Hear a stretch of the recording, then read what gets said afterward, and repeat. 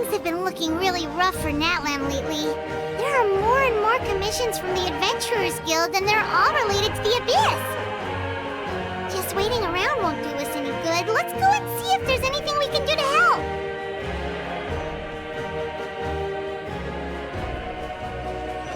What a place. I see. Thank you so much. The Adventurers Guild has been overwhelmed these days. No worries at all. We've always valued the strength of adventurers. Given the current situation, it's vital that we all work together. Since we're facing the same enemies, I'll send you the intel we've collected on the Abyss so far. Then we can take a look at how to coordinate our efforts. All right. Thank you so much. Hi, Catherine. It's us. Got any new commissions? You two have come just in time. I've got some good news. The Pyro Archon has finished assembling her forces and stationed them all across Natlan. Given how the Abyss has ramped up its activities lately, we can no longer afford to act only after receiving news of an invasion. So the Pyro Archon suggested that the Scions of the Canopy and the Adventurers Guild focus on collecting and disseminating intel. That way, we can stay informed of everything that's happening across the land. Once we receive word of enemy activity, we can notify the nearest camp and the stationed forces can take immediate action. Yes, precisely. This should also allow us to focus on gathering information, rather than running around and trying to tackle everything at once. So please also take a chance to relax, you two. You've been working hard these days, and this will be a good opportunity for some well-deserved rest. So that's the plan. Whew, we can finally stop and take a break.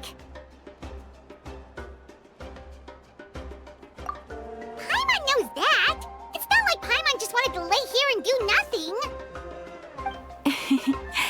The movements of the Abyss are always unpredictable. There have also been times when it suddenly became more active in the past. The people here generally see it as something like an acute natural disaster. Once the disaster is over, everyone will return to their normal lives. We just all hope that day will be sooner rather than later. Oh, right. Most people have no idea just how bad the situation has gotten in the Night Kingdom.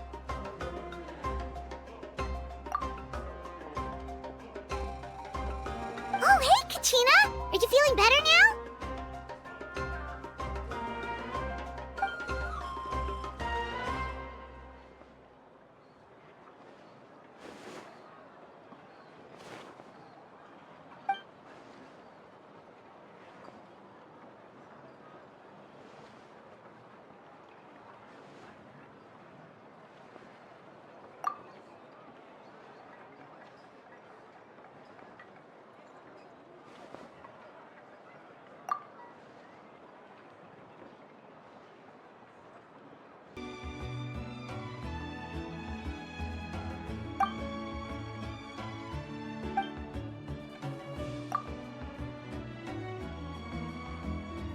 Wow! So we'll finally get to meet Shilonen, the legendary forger of ancient names! Paimon still can't believe anyone could forge those things.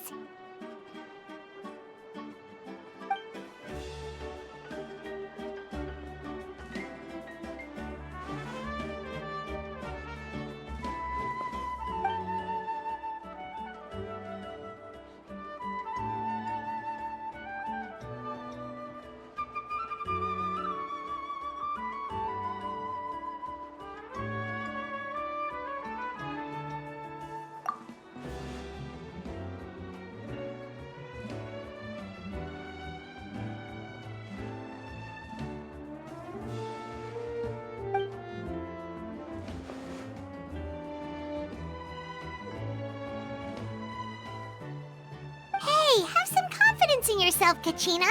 After all, you're already a victor of the Night Warden Wars.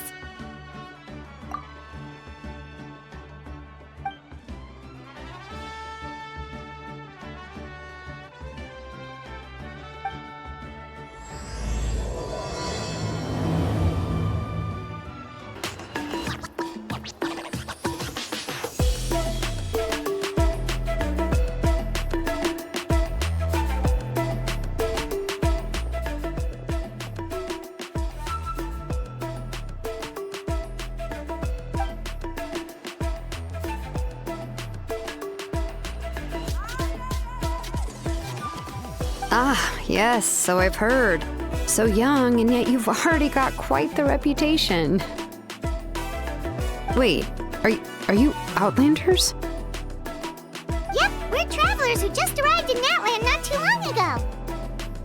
No, I mean, I was aware that you're travelers. It's just no one told me that you're Outlanders.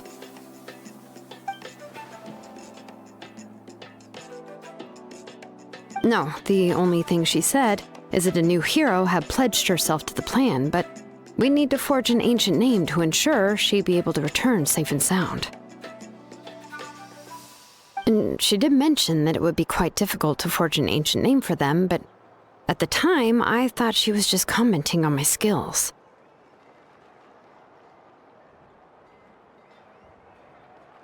But I seem to understand where the true difficulty lies now. Oh, I wouldn't go that far. I'm used to it, really. I just need a moment to process things. The Pyro Archon's requests are always difficult to fulfill, and we used to argue a lot. Honestly, it's probably for the better that she didn't bring this up at the time.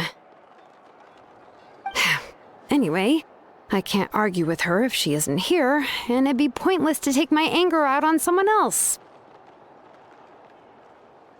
But, just because I understand her rationale doesn't make me any less upset. After all, she must have known that forging an ancient name for an Outlander is an impossible task. It's impossible? As you probably know, an ancient name is a symbol of a hero's spirit and glory, which grows even richer and heavier as generations of successors inherit it. We forge ancient names by engraving the heroic deeds of an individual who will become the first hero of that particular name.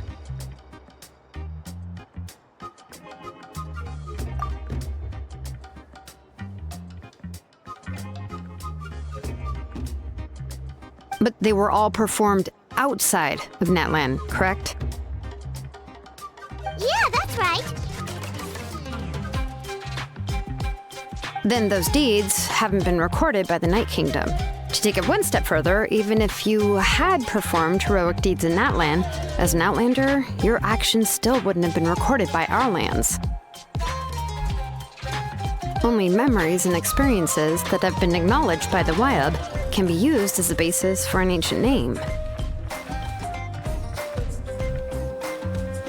Even the greatest of craftsmen cannot create something out of thin air, you know.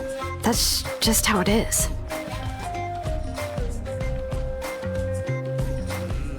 Seems the Wyab don't want just anyone to get a name, huh?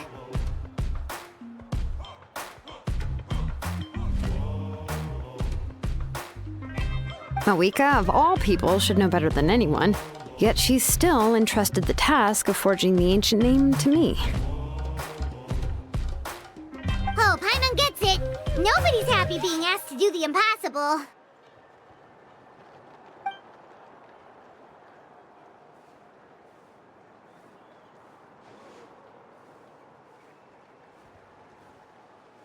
Ugh, don't remind me. Let's just focus on how we can pull this off. How to achieve the impossible. You mean you're already willing to accept the task? Well, what else can I do? What's happened is already done, and it's not like I can outright defy the order of my Archon.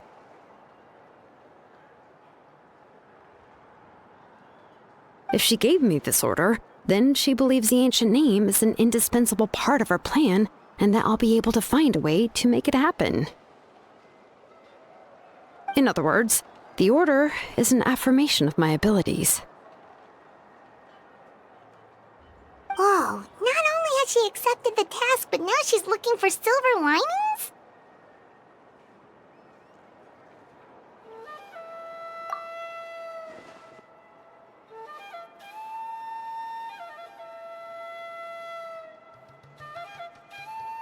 The key is getting the Wyab to somehow acknowledge the traveler's existence and record her heroic deeds. We heard the voice of Awaya when we were in the Night Kingdom before. We even had a whole conversation with her. If we can talk to her again, maybe we can figure something out together. Well, every tribe has their own Wayab. How do we know if the one you met is indeed the best one for us to talk to?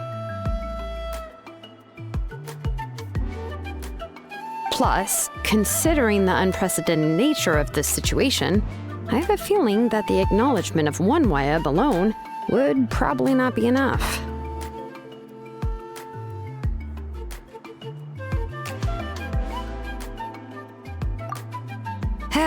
I don't know. That requires a level of knowledge that I do not possess. We need to find a consultant who's an expert on all things Night Kingdom and Wayab. The first person who comes to mind is Lali at the Masters of the Nightwind, the one we call Granny Eats Tali. Oh, we've heard that name before. We used her Spirit Speaker's stone to find Kachina's ancient name. A person who can make something like that must be pretty impressive. I'm unsure she'd be able to help. Still, she's older now and quite eccentric. It's hard to even book a meeting with her, given that she's constantly holed up in her room and doesn't like to be disturbed. I've heard that to get her help, you have to be extremely patient with her and know how to keep her spirit up. I hate to break it to you, but... Huh. Why is that? I mean, didn't she already help you before? And you even managed to save Kachina. Well, yeah. At the cost of her Spirit Speaker stone being split into two.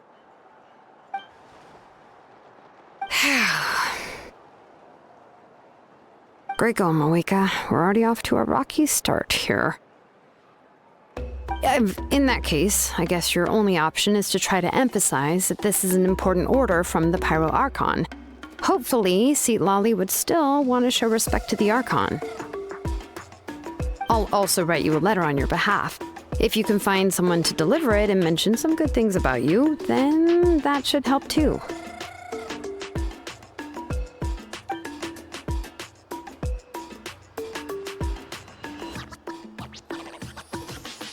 Paimon sure hopes a Hal won't interrupt when he's talking, though. All right, Kanich is a seasoned negotiator. I trust that he'll know the best things to say.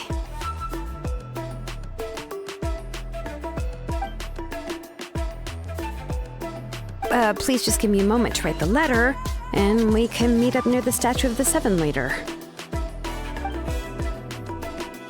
Sounds good. We'll take a stroll in the meantime.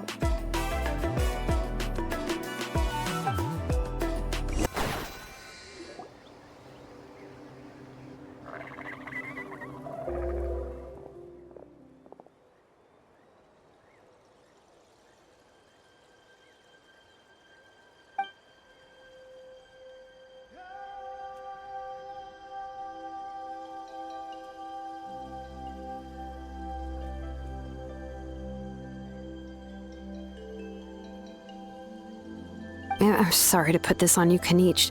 It's just that you're probably the only person who knows how to deal with her.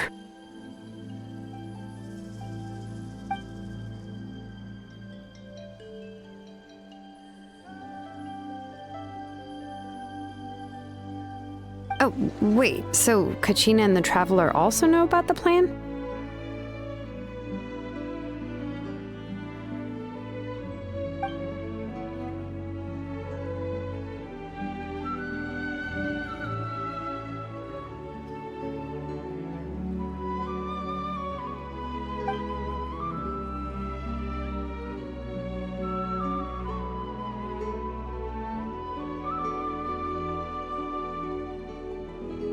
Right. She mentioned there are 6 heroes and that Shilonen is one of 4 that have already been acknowledged.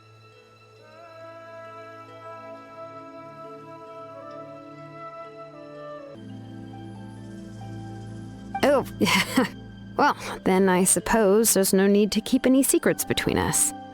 Having companions walk by your side is perhaps the best solace when facing such a bleak reality.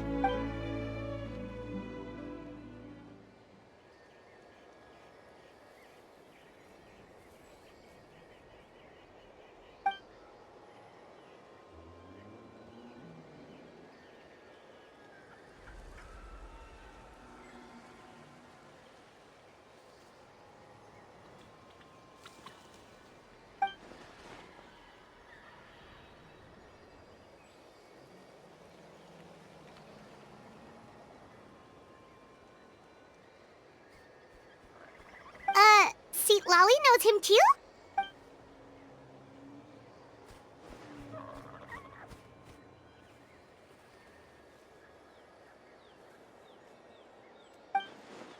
Given how the Masters of the Nightwind love to babble about dreams and revelations, they're already a pretty strange bunch to most. I've never met Auroran, but if they consider him the odd one, he's got to be pretty far out there.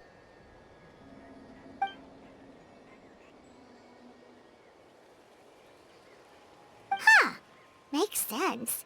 But Paimon wonders how Seat Lolly could be the first one to notice Auroran's disappearance if she spends the whole day in her room.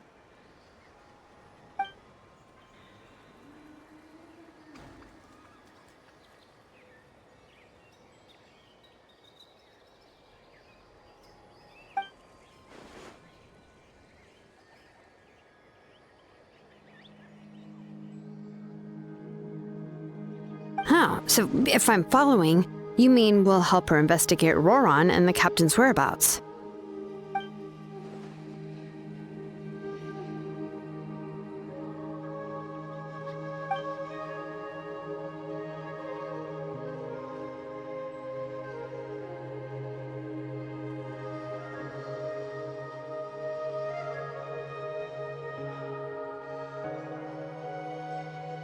Yeah! Plus, we kinda owe her one anyway to make up for breaking the spirit speakers down. This is a pretty well thought out plan, as expected of Molly Poke Nietzsche. Then, yeah, I'll leave my letter to you.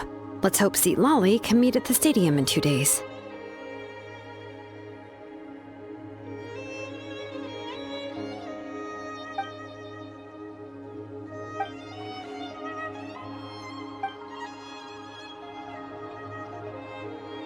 Okay, then let's part ways for now.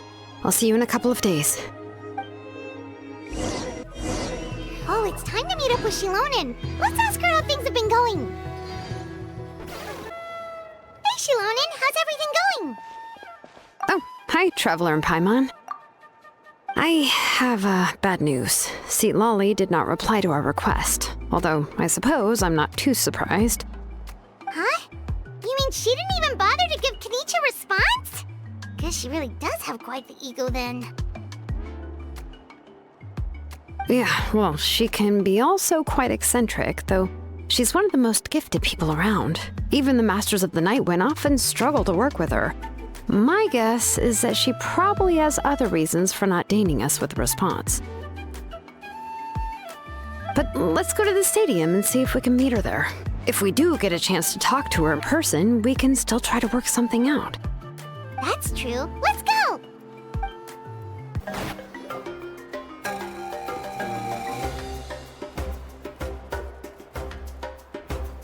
Paimon doesn't see anybody.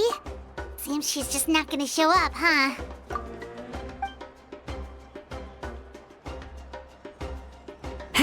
Well, we tried to be as considerate as we could, but she's under no obligation to help. That might be true, but this is still a request from the Pyro Archon, right? Shouldn't the subject always answer the call of their Archon? A subject? Well, if you ask me, I'd say we're all more like friends with the Archon. Yes, Mawika is our leader, but that doesn't mean there's any kind of tall barrier between us and her. The only thing is that she often has very high expectations of us. Huh. So even though she's super powerful, it sounds like she's actually pretty down to earth and easy to get along with. Unlike that old hag Granny Eatstily, right? Does she think she can ignore us just because she's famous? You all talk about her like she's some kind of huge deal, but she didn't even bother to reply to our letter! Seriously, if she didn't want to come, she could at least let us know. If that's what aging does to you, Paimon never wants to get old. Oh, really? So, that's how you see me? Who's there? Who's talking next to Paimon? Oh, don't mind me. I'm just a disgruntled old hag, right? Come on, relax. I'm sure my bark's worse than my bite. Huh? See, Lolly. Wait, you're Seat Lolly? You're Granny Eatsley? Yes, Granny Eatsley. But emphasis on Eatsley, not Granny. Ah, you must know this trope from light novels, surely. They use it all the time. The young man who's actually the oldest person in the room. The girl next door who turns out to be a seasoned veteran. The wise sage who looks like a little kid. Oh, wipe that look off your face! You've seriously never seen an older lady that doesn't look her age? Okay, well, don't go thinking it's a trick either. See? I'm barely wearing any makeup. Did I forget to mention, she's called Granny, but she's actually pretty young. It was an honest mistake. I guess we've just gotten used to it. I'm sorry. So, how old are you actually? What? How dare you? Don't you know it's rude to ask a lady her age? Paimon really didn't mean to offend you, it's just that your case seems really unique. Oh, Paimon just wanted to apologize, but now she's putting more and more of her foot in her mouth. Really, Paimon just got a little mad since we thought, well, you were gonna leave us out to dry.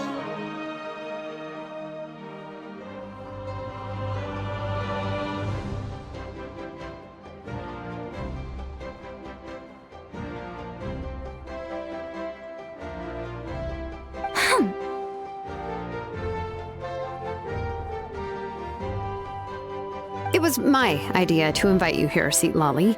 So if you're upset, you can just take it out on me. All right. I was only joking. I didn't mean to chastise anyone. There's really no need to take all this so seriously. If anything, I'm gonna feel awkward if we keep this going. I received Kenichi's letter and was planning to attend this meeting. Since I had already decided to come, I figured there was no need to draft a reply that simply said, "Understood." Besides, just showing up is the most important part, no? But, of course, it's also natural for people to get held up by one thing or another as they're trying to leave the house. It certainly was a bit awkward to see that everyone else had arrived before me. At first, I was thinking of quietly sneaking over, but since you were already here waiting for me, I started to think about how I should phrase my apology.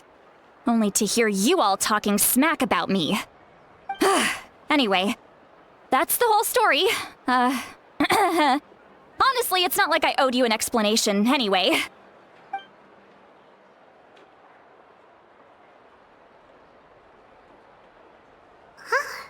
What's with that expression? Was she feeling embarrassed just now?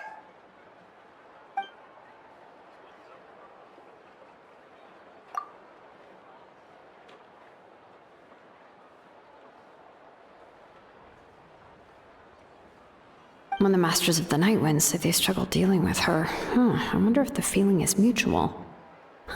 She seems to be pretty awkward herself. Everything she does and says seems a little forced.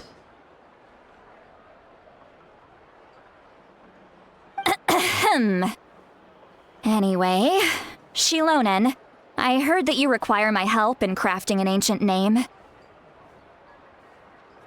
Correct. The situation isn't like anything we've handled before. Let me explain.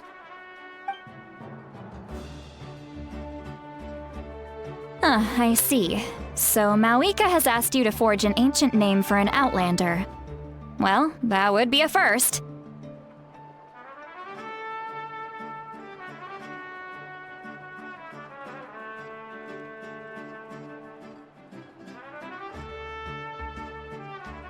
And you've also heard all about Auroron. I must say, he's always been a good kid. I can't see him joining the Fatui of his own volition. He must have been coerced somehow. Yeah, that's what we came here to ask you. We'll help bring Aurora Auroran back if you help us solve the problems of forging the ancient name. What do you think? I suppose I'll just call you Traveler for now. Traveler, come here. Let me take a good look at you.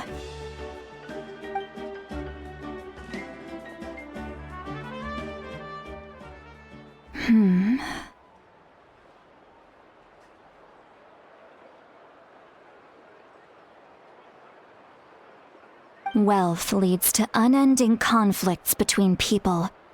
Yet you alone transcend the value of gold. Baleful thunder and wrathful waves bring terror to mortal hearts. Yet again and again, you've braved them to find new worlds. O weary yet free soul, even the most verdant leaf in the forest will pray for your happiness and safe passage. Those are all the things that I could see in you. You've experienced far more than even most mortals could dream of. You possess the heart of a sincere hero, along with the conviction to lift a torch above your head and walk headlong into the night. Huh? Don't move. There's something here. Huh? What thing? Don't scare Paimon. Is the Traveler gonna be okay? Shoo! That should do it. You've just returned from the Night Kingdom, so some fragments of souls were still stuck to your body. No need to worry. I've just cleared out the last of them.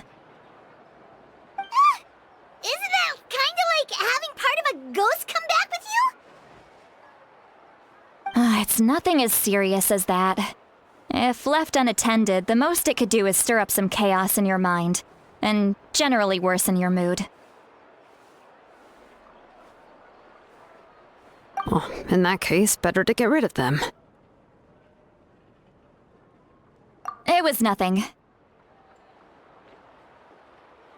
Shilonen, let's follow your proposal. Once you've brought Auroran back, I'll take you to see the Lord of the Night. The Lord of the Night? But don't we need to talk to the Wyab of the tribes? Something this important is beyond their jurisdiction. Only the Lord of the Night can decide whether we can grant an ancient name to one who does not hail from our lands. The Lord of the Night is an ancient entity that rules over the entire Night Kingdom, constantly borrowing the power of the sacred flame to combat corrosion from the abyss. Oh, so you're basically saying it's even more powerful than the Wyab of the tribes. Well, that sort of makes sense, being the Lord of the entire Night Kingdom and all. Not exactly. It's not so much that one's more powerful than the other. But never mind. That's not important. It would take too much time to explain.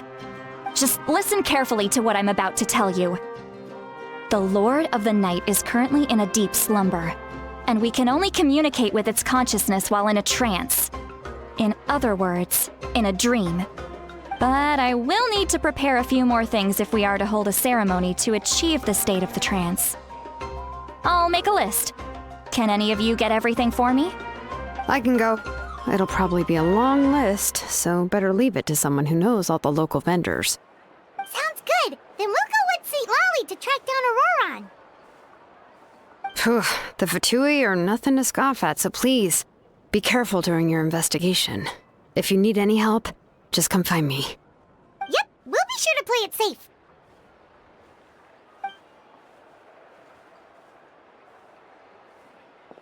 All right, now it's time for us to catch that brat and bring him back. I'm sorry I made you wait earlier. It was actually because I decided to swing by Auroran's place to look for clues. He has always lived alone, and I found a broken jar in his house. There was also something off about his phlogiston aphids, which I assume is because their keeper has been gone for quite some time. And interestingly enough, I saw some slash marks in the house that did not match any of our local weapons. My guess is they were left by Snezhnayan arms. Oh, sounds like the Fatui broke into his house and took him hostage. But Why would they kidnap a kid who just spends his days living in the country and raising aphids? He's only in his 20s. What would they want with him?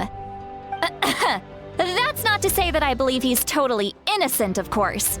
Since he's the only one who was kidnapped out of everyone in Natlan, he must have done something to attract their attention.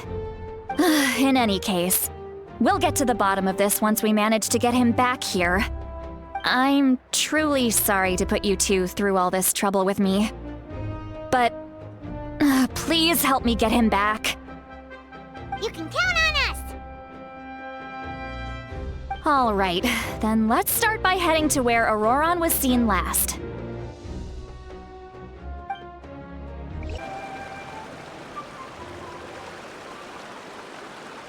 This is the spot. An eyewitness claimed to have seen Auroron speaking to some Fatui soldiers here. I don't know how much you're willing to believe me, but Auroron really is a good kid. I see no reason why he'd suddenly get involved with the Fatui. I'm convinced that what the witnesses saw was actually the Fatui coercing him, or perhaps trying to extract information. However, I doubt anyone would believe me, given there are no signs of a fight. Didn't Kanich say that she's a big name in Natlan? Feels kinda weird to see her so frustrated and helpless like this. Auroron? Well, he was left at the side of the road as an infant, and the people of the tribe took him in. You could say that everyone had a hand in raising him.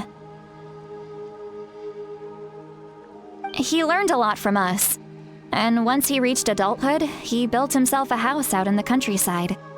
He spends most of his days growing vegetables and raising aphids, living off of what he harvests from the garden.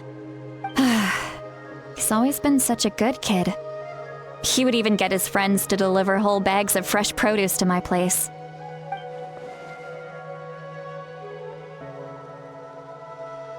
Oh well, let's keep looking. He can answer all of our questions once we find him.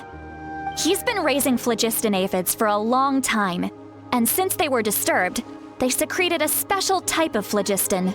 We can use that substance to track his movements. Let's follow the phlogiston trail. Huh? What trail? Paimon doesn't see anything. Oh, right. I forgot your eyes don't naturally perceive such things. Here, give me your hand.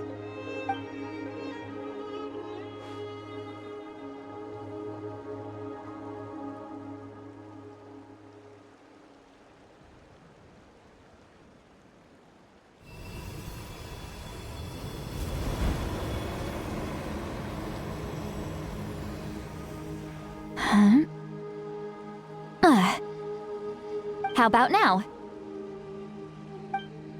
What do you see?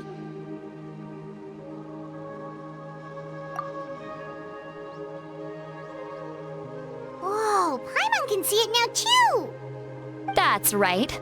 I used a spell to temporarily transfer a portion of my senses to you. For a short while, you'll be able to see the phlogiston too. Wow, you can even share your senses with us? First time Paimon's heard anything like that. It requires a very rare spell that most people aren't adept at. But don't worry, it's a cinch for me. Between the two of you, it seems the Traveler's senses are a bit stronger than Paimon's. When I held your hand just now, I could sense that you've got a great affinity for phlogiston. You're extraordinarily gifted. Anyway, we'll need to use our vision now to track down Auroron. Good luck, you two. Over here, this way! See, Lolly might say a lot of deep and confusing stuff, but this spell of hers is really something. What was that? Oh, Paimon was just complimenting you. Really?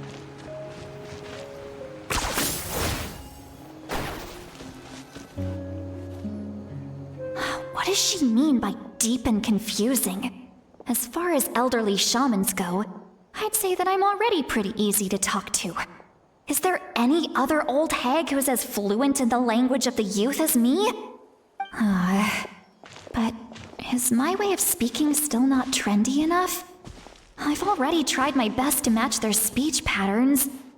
But given the looks on their faces just now, or perhaps I'm still not fashionable enough? But that can't be, right? Ugh, don't tell me they're still getting the impression that I'm super old-fashioned. Huh?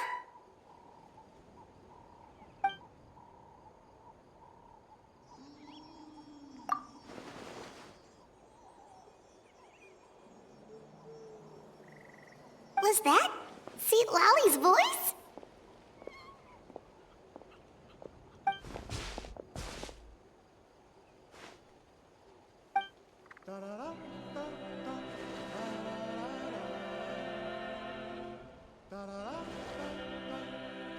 Now that I think about it, it's a good thing I found some helpers this time.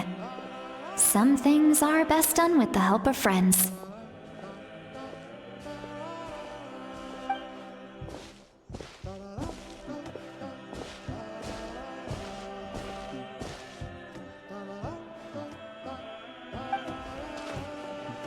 Oh? They appear to be feeling quite confident. Looks like our work will go smoothly.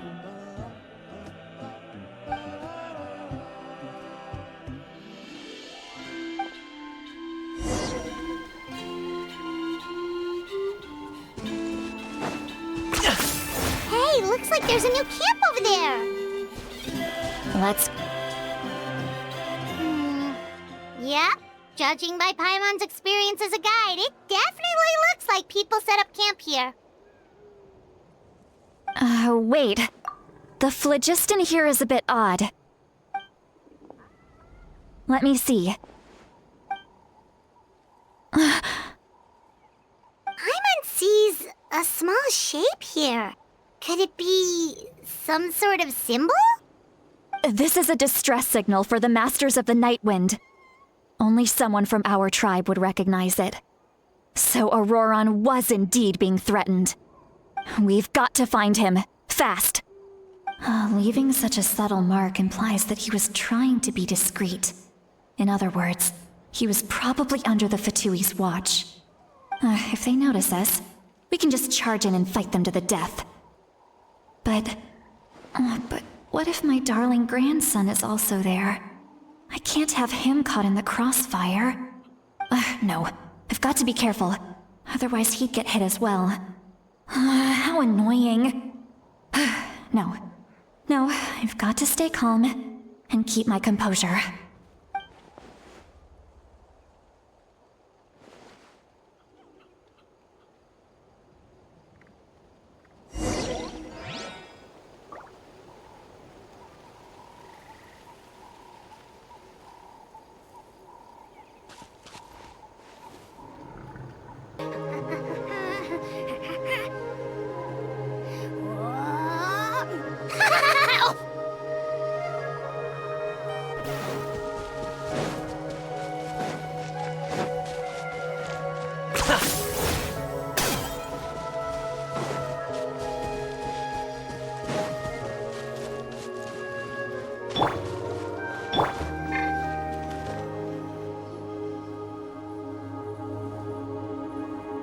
There are traces of people staying here too.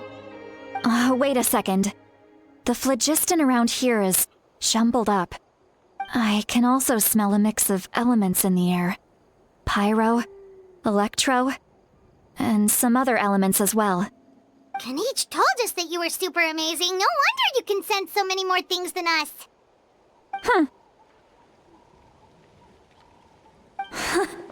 It's about time that little brat said something nice about me. There are signs of a struggle here. Judging from what's left on the scene, there must have been a fight. But after that, the factions seem to have gone their separate ways. Both the phlogiston and the elemental traces in the air support that. Do you still remember the little mark we found before?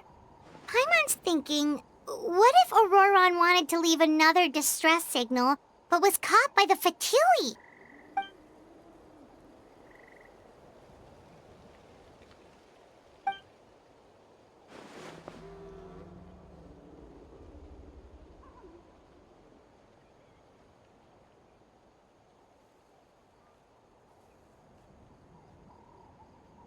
Given there are 2 signals leading from here, we should split up as well.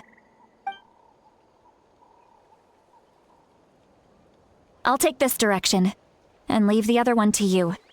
Let's meet up again later.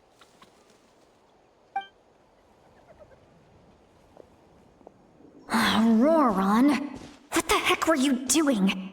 It's one thing to trouble me, but now I had to bring other people into this as well. Ah, you little brat. And off she goes! Traveler, did you hear all of that as well? Once Seat Lolly left, that voice went away as well. Paimon even tried calling her name inside Paimon's head, but there was no response. So you were thinking the same thing! Paimon also thought that if we could hear what she was thinking, then she could probably also hear what we were thinking in our heads. She did say that she was quite adept at this spell, and it doesn't sound like she's had any trouble with it in the past. Huh, maybe we're a special case and can hear her thoughts as a side effect. If you think about it, she's really got a lively inner world. It paints quite a different picture from Paimon's first impression of her.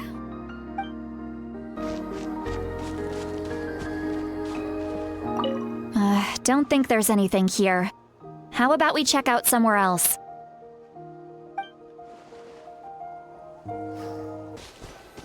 Paimon sees some traces here. Let's follow them and see if we can find anything up ahead.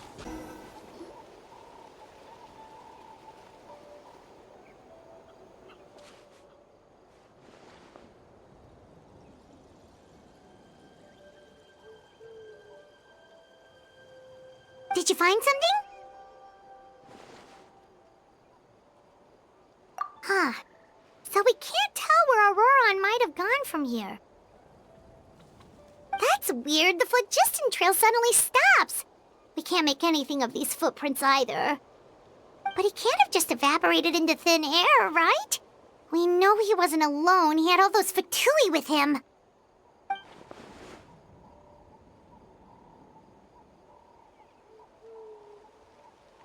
So, you can hear the sounds of the wind from beneath the earth.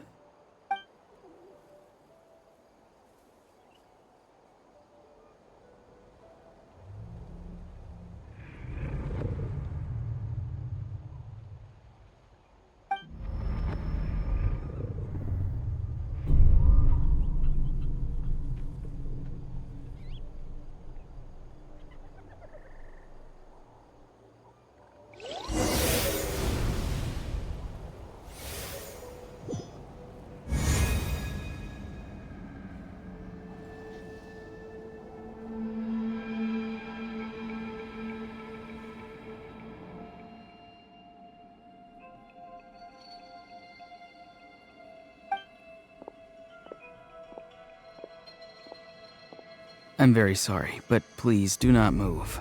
I have no desire to hurt you. I apologize that our first meeting has to take place like this.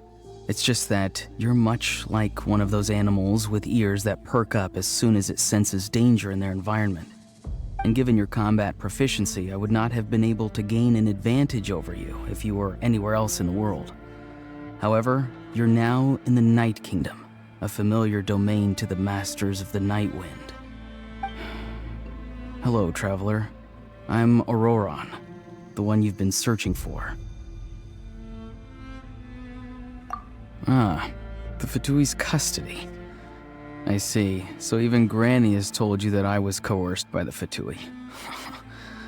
I'm afraid you've been brought here by a lie, like a false omen in the lingering smoke. My friend and I only left those traces to lure you here. Deceiving you was never our true intent, however. It was simply the fastest and most feasible way for us to set up a meeting. Greetings, traveler from afar. Be careful with this traveler.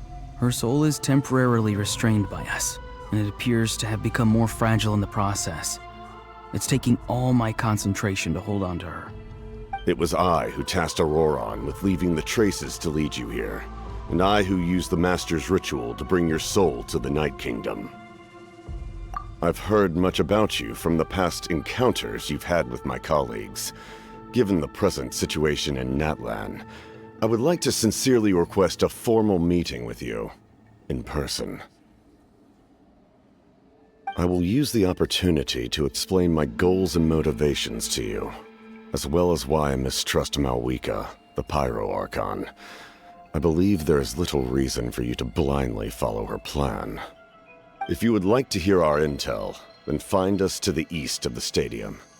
But remember, not a word of this to anyone. I would like to avoid any further conflict. You will see me again once you return to reality. No matter what I say, please, help me keep this a secret. This is all to avoid dragging Granny into this conflict.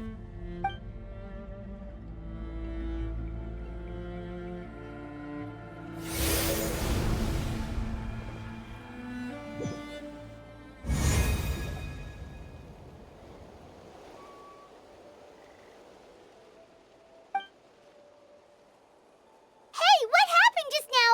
You suddenly collapsed and stopped responding.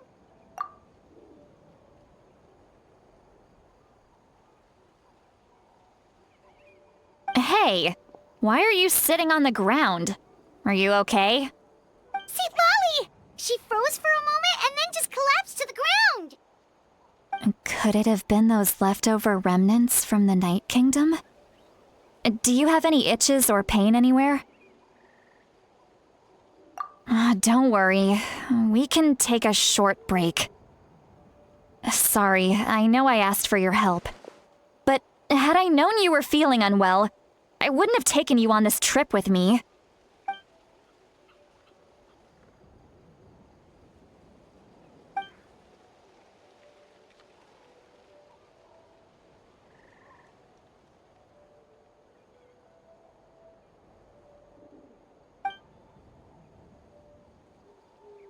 If you're feeling sick, you should just say so. See, Lolly should be able to, exorcise any ghosts or weird stuff that you picked up in the Night Kingdom. A seasoned traveler must know the importance of not pushing yourself beyond your limit. If you need anything from me, just say the word. In any case, let's take a bit more time to rest now.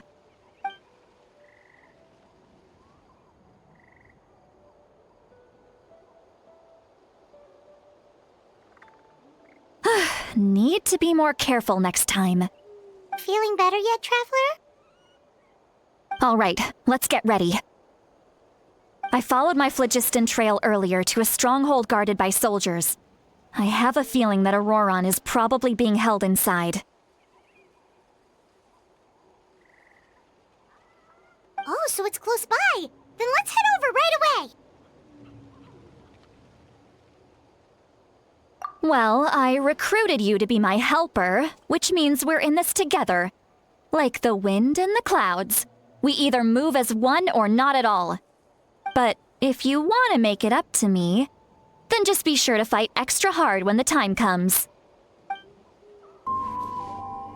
Look over there. Huh? Paimon thinks she sees someone in the middle of the camp. That's Auroron. So he really was taken by the Fatui.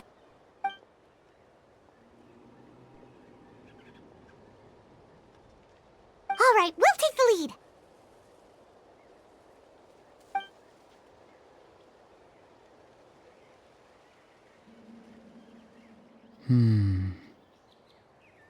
Hey, quit daydreaming. Don't you have work to do?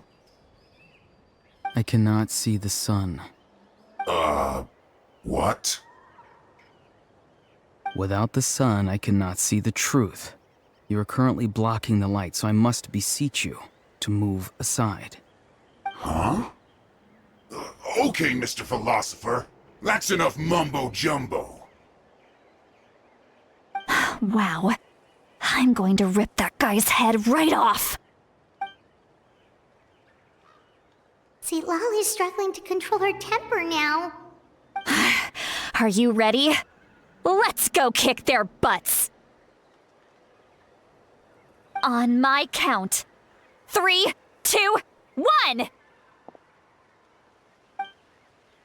Still trying to resist? You've got no idea who you're up against! Locked up! Shadow the past! Mind to command! Check this out! I got you covered! Time to fulfill Let's ride! Let's shred, Sharky! Surf's up! Amazing! Right here! Check this out! Best of luck! Auroron! Granny! Paimon knows she's called Granny Eats to Leave, but it's still kind of weird hearing someone actually call her Granny.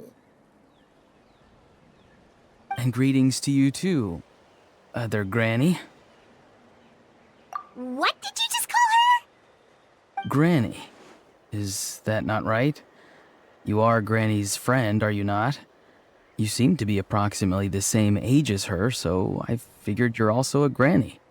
How many times have I told you? It doesn't work like that. There are a lot of people who look about the same age as me. You can't go around calling everyone Gramps or Granny. Oh, wait. He's not a child, is he? Don't tell Paimon he's one of those people who look like an adult but are actually only 8 or 9 years old. Oh, your words have pierced my heart like a thorned vine. Given how hard those thorns are to remove, I may just need to find a pair of tweezers. Why are you so upset? You can just say yes or no. Of course I'm not a child. It's just Granny always taught me to show gratitude where it's due. And since the Masters of the Night Wind raised me collectively, I basically see everyone above a certain age as an elder I should look up to.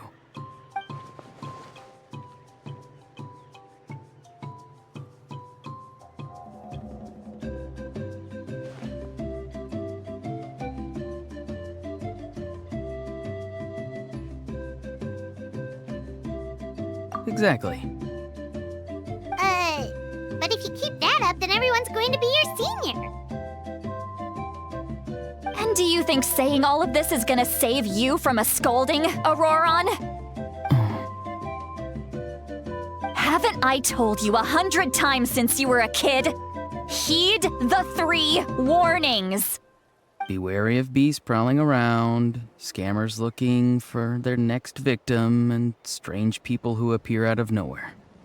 Oh, so you do remember, and you just chose to ignore them. I always knew that living on your own was going to get you into trouble sooner or later. But getting kidnapped? That really takes the cake. You won't always be able to rely on other people coming to your rescue, you know. You're just lucky we got here when we did. Or we might be launching another search and rescue operation to find out where they put your severed head. I'm sorry, Granny. I'll be more careful next time. Next time? Oh, good one. You think there'll be a next time after this? Not a chance. They didn't hurt you, did they? No, they just asked me a lot of questions about Natlan's terrain and made me draw a map of the ley line distribution. Okay, now answer me honestly. Were you the one who helped the captain escape after his battle with the Pyro Archon? Yes. So why did you do it? Because they said they would need my help from there on out. They also said that if I refused, they'd just come to you, Granny, and they'd already figured out a way to make you do their bidding. Hey, I'm no ordinary Granny. Would they really dare to come after me? And you! Did the gods give you a brain just for you to not use it? Did you really believe everything they said at face value and not stop to think? Thankfully, the Pyro Archon only asked that we find the mysterious individual from the Masters of the Night Wind and didn't slap your name on a wanted poster. Don't think for a second that she doesn't know what's happening. Even if the truth that you see will soon manifest into reality, there is still no need to preemptively panic. Have you forgotten the words that I've taught you? I'm sorry. Forget it. We can submit the details of this camp and the defeated Fatui as evidence of your innocence. Let's clean this place up and get back to the city. Auroron, you better remember this lesson well and seriously reflect on your actions.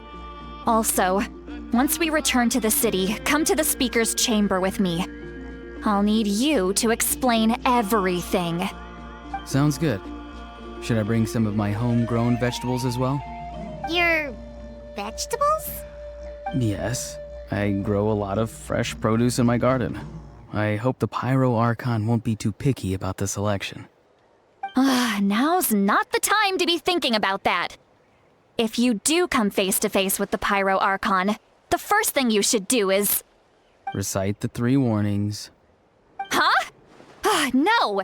You should emphasize that you were not in cahoots with the Fatui! How exactly did the Masters raise this guy? Oh, right.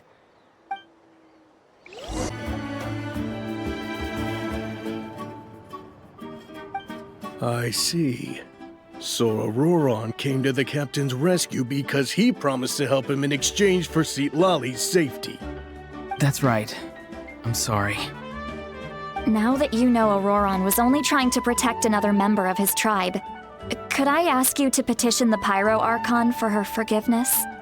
We'll give her a full report. We'll let you know once she's reached a decision. Will I need to stay here? Technically, yes. But if Miss Citlali is willing to serve as your guarantor, then we can release you from custody. Sure. I'd be happy to do that. I don't have any more time to waste here. I still have other things to do. Understood. Thank you very much. Mr. Auroron, please report back to the Speaker's chamber as soon as you've received notice of the Archon's decision. I understand. Thank you. And thank you too, Granny. Well, at least you won't need to hide your face anymore. Traveler, Paimon, thank you very much for your help. And don't worry, I haven't forgotten about my side of the deal. Once Auroron is settled, I'll go talk to Shilonen and get started on forging an ancient name for you. Oh, thank you! You scratch my back, I scratch yours. It's as good as done. You can just go twiddle your thumbs or something while you wait for the good news. Bye for now. Come with me, Auroron. We've got to find you a place to stay for the night. Goodbye, Other Granny.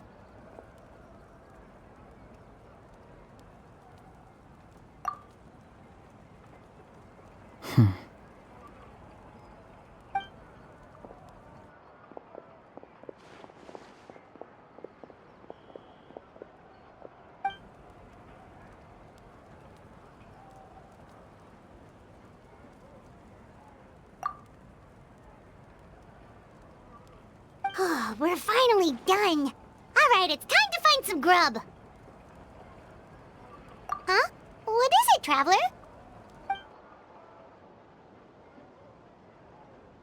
What? The captain?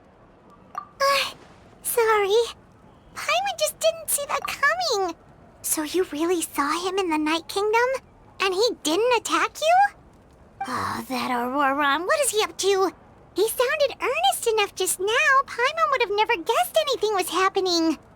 All that stuff about protecting Citlali and being forced to help the Fatui when he's actually been a willing accomplice all along. Yeah, you're right. Still, Paimon appreciates you telling her about this. Paimon will support your choice no matter what, so if you want to go, we can go together. We still have another whole day before the meeting, so we'll just meet with them when the time comes.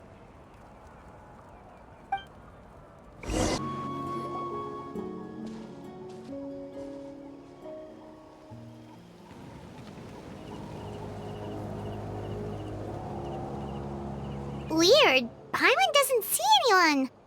Oh, please don't let this be a trap.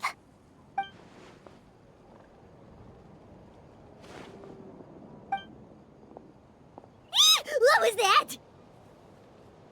Good evening. Nice to see you again. It's you. You shouldn't pop up from behind people like that. What are you, a ghost? I'm terribly sorry. It's just a force of habit. Ugh, and what's with you apologizing all the time? You sound so polite and honest, but you're actually doing shady stuff behind people's backs. You're right. Granny tells me that too. Huh. Come to think of it, you remind me of her. Sometimes you two sound really similar, you know. Oh, so you're gonna call Paimon Granny too now? Well, I could.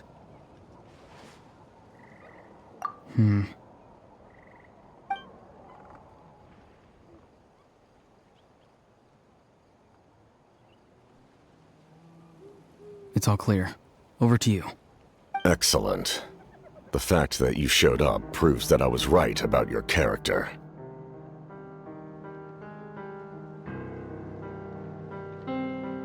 Yet, there's been a lot of talk about you. Child told me that you're passionate about the unknown and willing to take risks. Rather than facing you as an enemy, I would much prefer to bring you to my side. If we allow the current state of things to continue, we will inevitably clash, and that's a scenario that I'd very much like to avoid. I've long heard of your exploits across the nations. Though you have crossed swords with my colleagues many times, I know that you are by no means an unreasonable person. And once you've learned the truth that the Pyro Archon Malwika would never willingly share with you, you may just find it in your heart to consider my proposal. I assume you've already been informed of the Pyro Archon's plan. In order to defeat the Abyss and save Natlan, she still needs 2 more heroes to appear. Wait, how did you know that? Never mind. Guess that's not important now. I've long kept a close eye on her plan. To be frank, it's an exceedingly risky plan. Will the heroes really appear? And even if they come to her, will their power be enough to drive the Abyss back? If any part of the plan goes awry, all of Natlan, even all of Tevat, will pay for her mistakes. Now, you may have been led to believe that this is the only plan available to her. But what if I told you she's had another emergency plan all along, the details of which she has chosen to keep hidden from you? An emergency plan? Yes. A way to keep Natlan intact, even if her original plan fails. But given the painful cost of its execution, she has chosen to keep it as a mere backup plan.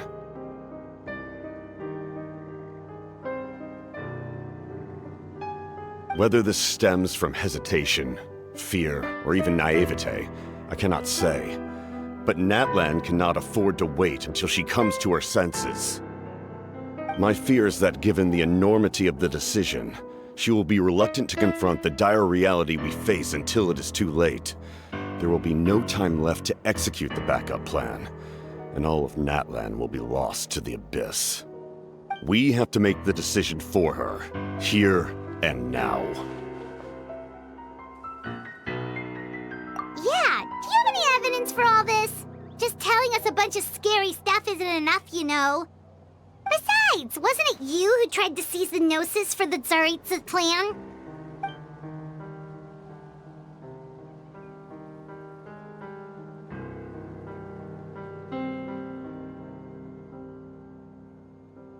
I knew you'd be clever enough to see. That's right. I did not seek the Gnosis for the Tsaritsa. Since I was defeated in battle, I must put to rest my thoughts about the Gnosis. But even so, my desire to save Natlan remains unchanged. And now, I have found a new way to solve the crisis. We can implement it immediately if we reach an agreement. Someone's here. Huh? The captain disappeared! Something is rapidly approaching. Oh no. Something! Bad news, chump! It's your granny! Oof. See, Lolly? When did you get here? I knew something was amiss after we were separated. Hidden ceremonial tools, an unconscious traveler. I must say, I'm very curious about what you're up to. How dare you go behind our backs like this, Auroron? Colluding with the Fatui? Really? Oh, here we go again. Cat got your tongue, huh? You really think you can avoid a scolding just by staying quiet? I'm not trying to avoid anything. Oh, and now you're talking back. Well, go on then. Explain yourself. What the heck are you up to? I'm sorry, Granny. I feel so guilty. You! That's it! Where are my tools? I swear if I don't teach you a lesson right here and now, I'll... Wait, Lolly! Please, calm down. We, still learned a lot of info, didn't we? Like the fact that the captain isn't trying to seize the Gnosis anymore. So, maybe just save the scolding for later, okay? Listen well, Auroron. You're only getting out of this now because of the Traveler's plea. This isn't over. You hear me? You're right, Traveler. Let's go. We can discuss this more back in the city. You two keep an eye on Auroron for me, okay?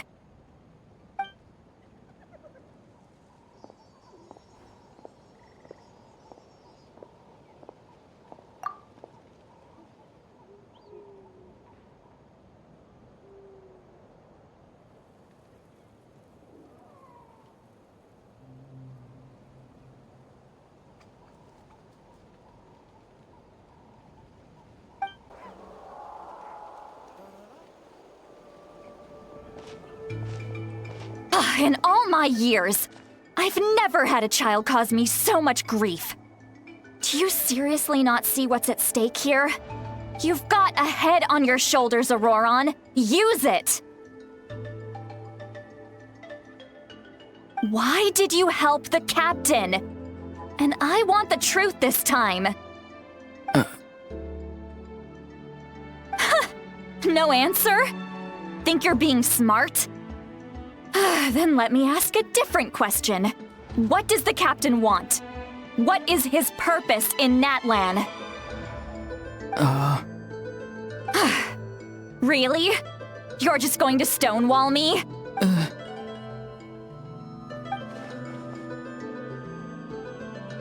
Just use your brain for a second.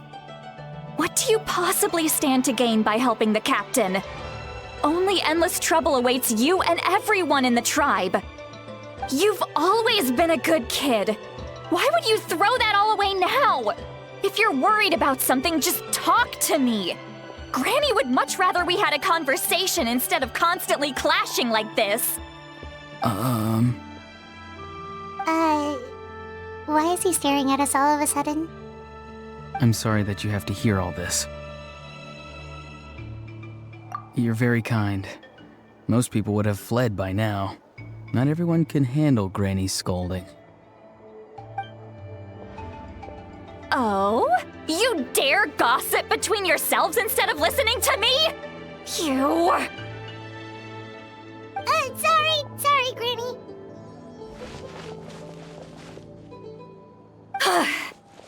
Sorry, Granny. Sorry, Granny. You know what? Fine. I'm perfectly aware that everything I say goes in one ear and out the other. You're all grown up now, so why would you listen to an old hag like me? You say all the right things, but then you go and completely ignore me! Well, if that's how you're going to treat me, you can stop sending Aoife over to my place to deliver your stupid vegetables! I don't need anything from you! Who's Aoife? A delivery person? That's irrelevant. The point is, he hangs out with this kid, so he must be no good. You kids get to a certain age and suddenly act like you know it all.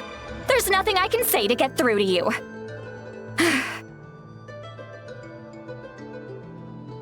Auroron, if you're still thinking about that so-called duty, then please, just forget about it. The ley lines did not fall to this state because of you. And we've long closed the book on that incident. they've started talking about some kind of tribal history. Paimon's starting to get lost.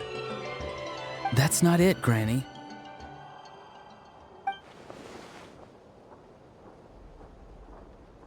I know you tend to get down on yourself when you're upset, but I can tell I really hurt you this time. All I can say is I'm sorry. His voice. Auroron! Where have you gone? It sounds like he's somewhere super far away, but isn't he right here in front of us? I'm really sorry. It's up to all of us to do everything we can to save Natlan. So I've got to go.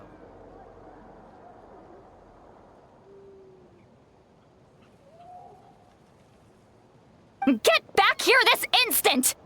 Auroron! What is this? Powder from plant spores? Is that the trick he used? What just happened? How was he able to suddenly get so far away like that? It's a trick of his. If you grind spores into a powder and spray it in the air, it can be manipulated to create an illusion. He pulled it off flawlessly. He must have put a lot of time into perfecting it. Don't tell me that's how he's been hunting in the fields these days. Couldn't he have picked up something more useful? Little brat. That's it. The next time we meet, I'm definitely going to break his legs. Whoa, that's a little extreme. But still, why does he feel like he needs to run from us? If his goal is also to protect Natlan, then can't we work together?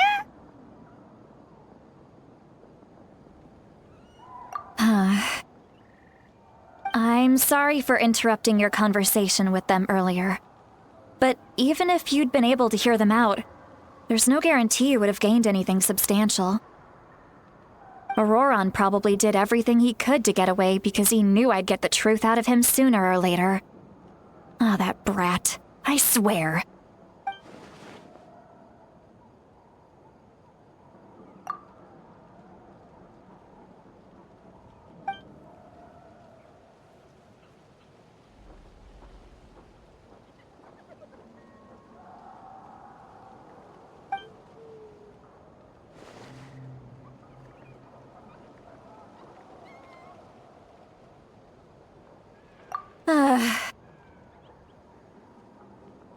We've got quite a long walk back to the city.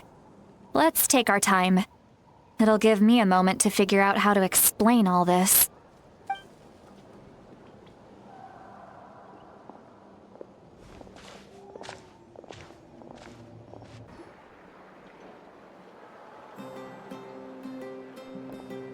Do you two have some time? Feeling hungry? How about we get something to eat? Oh, right. It's been a while since we last ate. Now that we can relax, Paimon just realized how hungry she is. Then let's go. We can find somewhere to sit down and talk. Food and drinks are on me.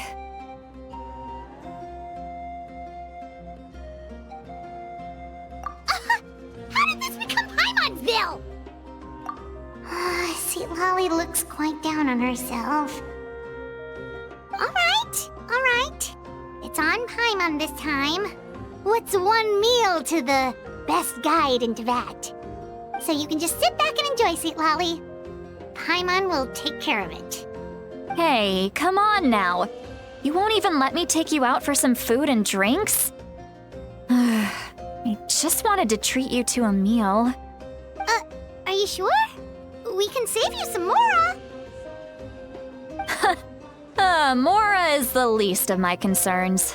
Besides, we're definitely due a meal after all the time we've spent together. Let me get this one.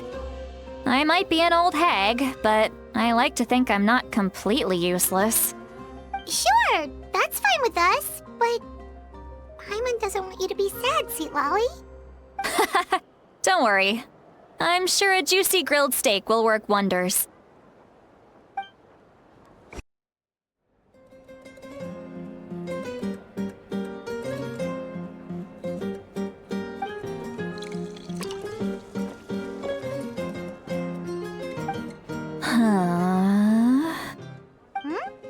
What are you looking at? Do you see two people standing by the door?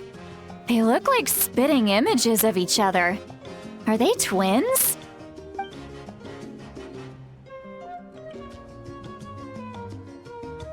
But Paimon only sees one person there. Huh? How could that be? I guess my mind isn't as sharp as it used to be. Give me another bottle, boss! Do you think she's drunk? There you go, miss. Oh my! It's not every day you get to see Granny Itzley here with some friends. Not to mention ones who've made a huge name for themselves recently. Oh, so you've heard of us? Of course I have! Aren't you the ones who saved Kachina and brought her back? No wonder you hit it off with Granny Sitlali. She wouldn't spend time with just anybody, you know. I don't even remember the last time I saw her with a new friend. Wait, so you call her Granny too? Well, given our ages, it'd probably be more accurate for me to call her my great-great-granny. She's one of the most famous people at the Masters of the Nightwind. Most days, hardly anyone even dares talk to her. Huh? Gossiping about me right in front of my face now, are you, Chonka? Oh, please, Granny, I wouldn't dare. I'm just beyond happy to see you bring over some new friends. After all, any friends of our regulars are sure to be great customers too. All right, that's enough. Go on now. I'm sure the other customers would like to talk to you as well. There's no need to keep staring at me. I promise I'll keep my alcohol down until I leave. Well then, you have my thanks.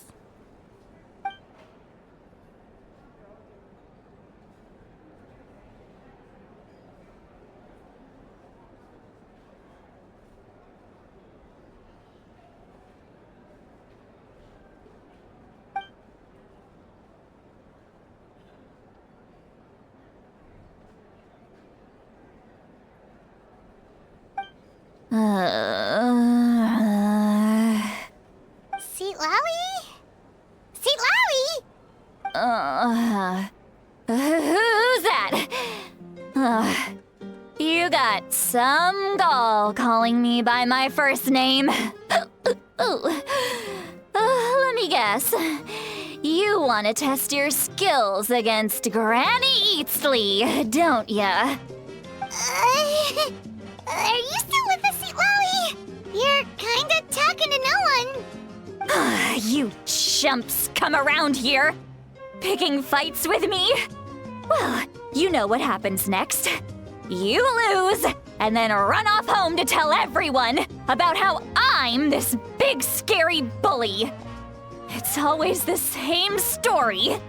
You brats start it, I finish it, and then I end up with the reputation of being some kind of terrible monster among the shamans. I mean, come on. Monster? Me? Really? What did I do to deserve that? Granny Seatlawi, you're not a monster at all. Exactly! And while we're at it, I'm not some lazy slacker either. Between meditation, advising the chief, and speaking with the Wyab, I actually have a pretty packed schedule, you know. Oh yeah. And I have to mentor all the new kids. Hey, new kid. Yeah, you.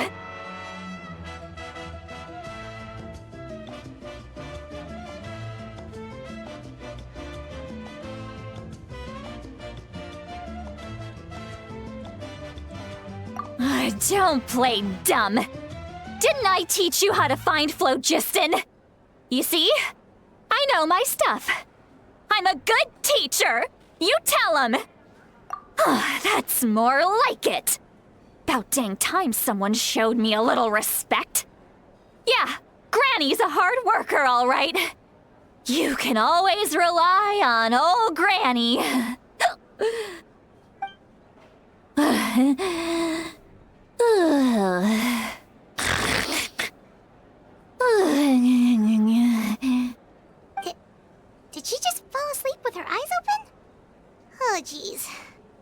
Behind this pitch-black curtain, a chapter of hatred reveals itself. Behind the smoke. The lingering smoke. She's meditating again. She does this whenever she's had a few too many drinks. Her mind's actually racing at this point. It's quite the opposite of sleep. Is this another specialty of the Masters of the Nightwind? No, I'd say it's an ability that's unique to Citlali herself. While she can easily pick up everyone else's skills and tricks, few have been able to master hers. Warning, warning. Red, the color of danger, has now arisen within that pair of eyes. Huh?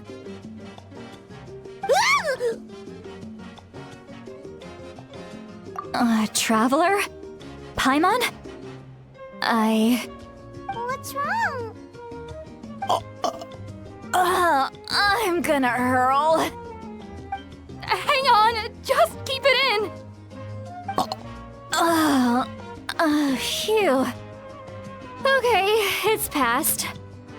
That was a close one. You had Paimon worried. Paimon really thought you were about to barf all over the table just now. How embarrassing. I'm sorry you had to see me like that. That's never happened before, I swear. I've never thrown up, not once.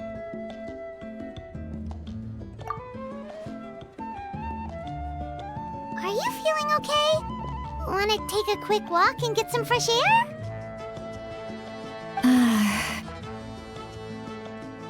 There's so much that I want to say, but I can't. Why not? Of course you can. Just say whatever's on your mind. Please, Paimon. It's not as simple as you think. We've only known each other for a few days, right? What would you think of me if I were to start dumping all of my complaints on you after we've only just met? Oh, Paimon gets it. You're hoping that we wouldn't think less of you no matter what you're about to say. No, that wasn't my point at all! Seriously, don't you youngsters know anything about shame? I'm talking about shame! I've lived all these years and still can't get rid of it! Surely, you know the feeling too? Actually, about that. Huh? Tell me what? Yeah, this is as good a time as any.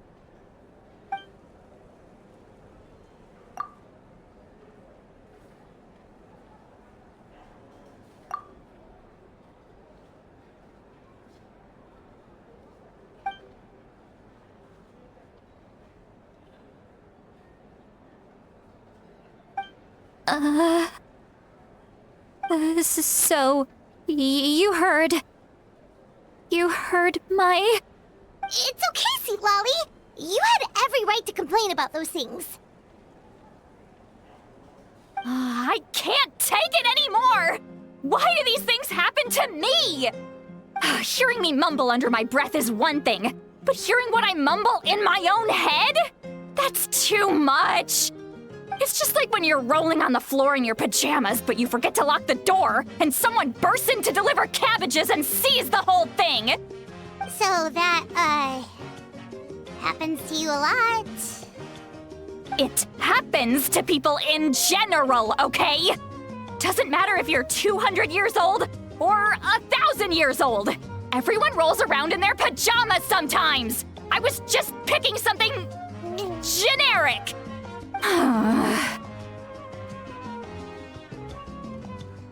Take a walk with me. I have things to share with you. Looks like she's completely given up. Like those criminals who just confess everything and accept their fate.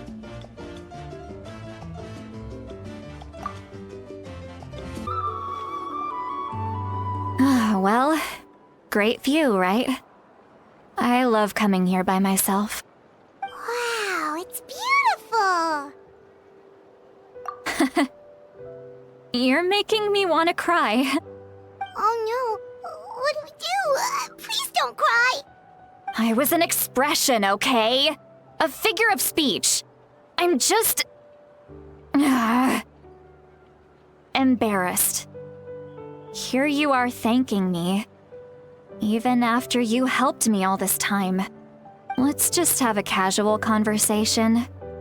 It's easiest that way. Really? You don't seem like the kind of person who keeps things casual. Well, I guess I used to be more of a stickler for the rules. And you're right, I don't usually open up to the people of my tribe like this. I'm just an eccentric old hag to them.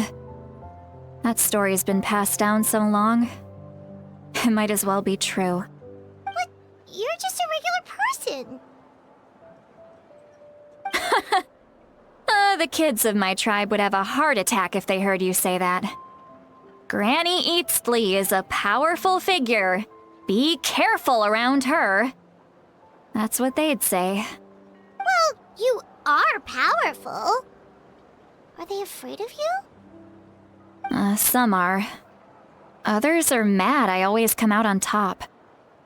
A few decades like that, and people stop knowing how to deal with you. What about you? Are you scared of me?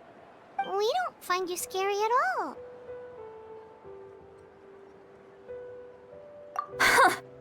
That's because you're not from my tribe. You don't know how many delusions of grandeur I've destroyed just by existing. I make people realize that no matter how hard they work, they'll never become a living legend like me. Oh, not to brag or anything. Maybe it's hard to believe. Just pretend I never said anything.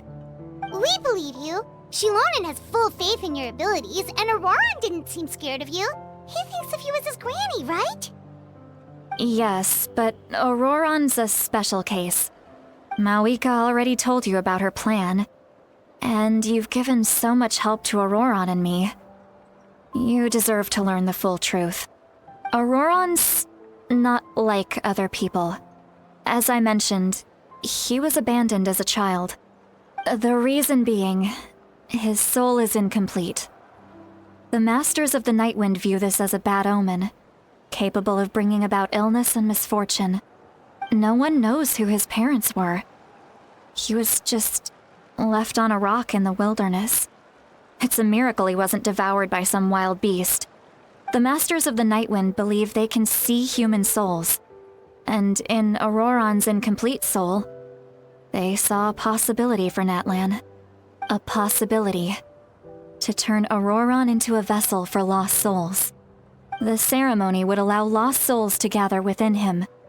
Auroran would then be sent to the Night Kingdom to return the souls to their rightful place, strengthening the ley lines and completing the ceremony. Wait, that doesn't sound right.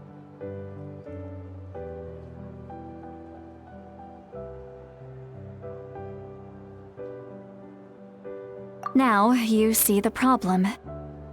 When damage occurs to the Night Kingdom, the souls held within disperse and remain adrift, unable to find a way back to the ley lines. This loss of souls damages the Night Kingdom even further. The ceremony can send back countless souls at once, which would benefit the Night Kingdom and the souls themselves. Of course, the vessel, Auroran, would be sacrificed in the process. I wasn't surprised the chief at the time came up with the plan. The ley lines were already in a terrible state. A suitable candidate for the ceremony appears, and now you have the chance to make things better. Of course you're going to take it. When the chief asked for my opinion, I didn't give my approval, but I didn't object either. So they went ahead with the ceremony.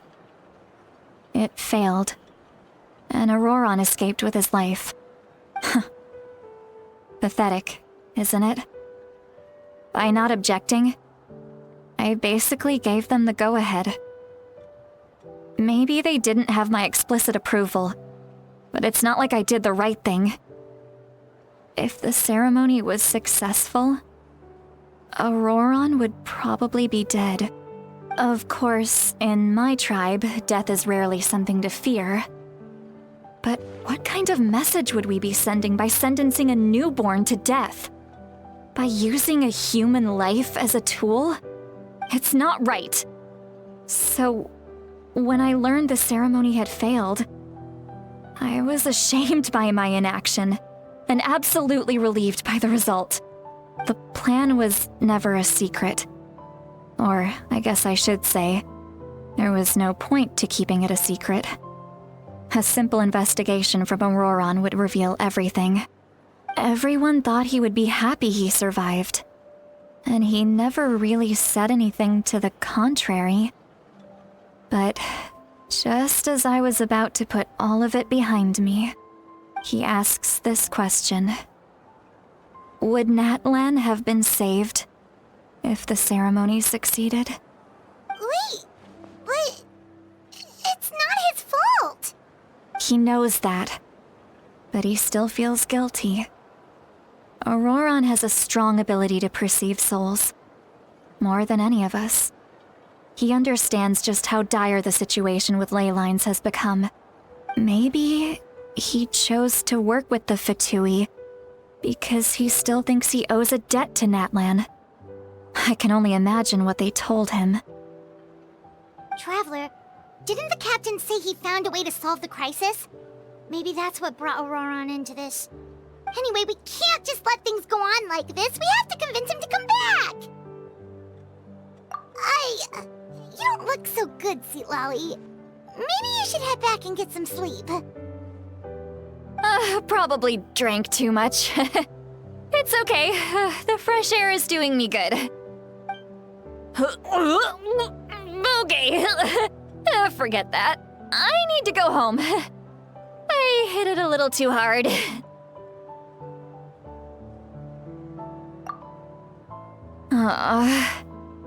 You've helped me so much already.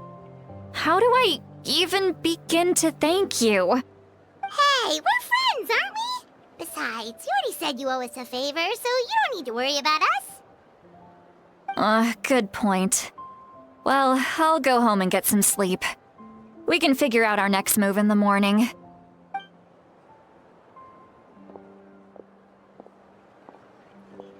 Friends. I like the sound of that. Auroron's probably back with the captain, don't you think? You mean about the backup plan? Do you really believe what the captain told us?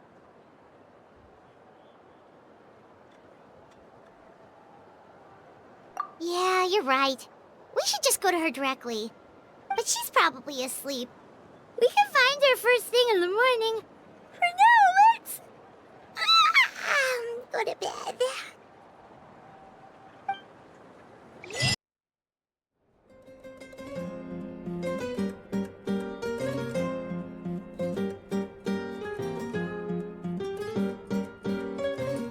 Why is it so noisy outside? Paimon still haven't sleep. Well, guess we should see what's going on.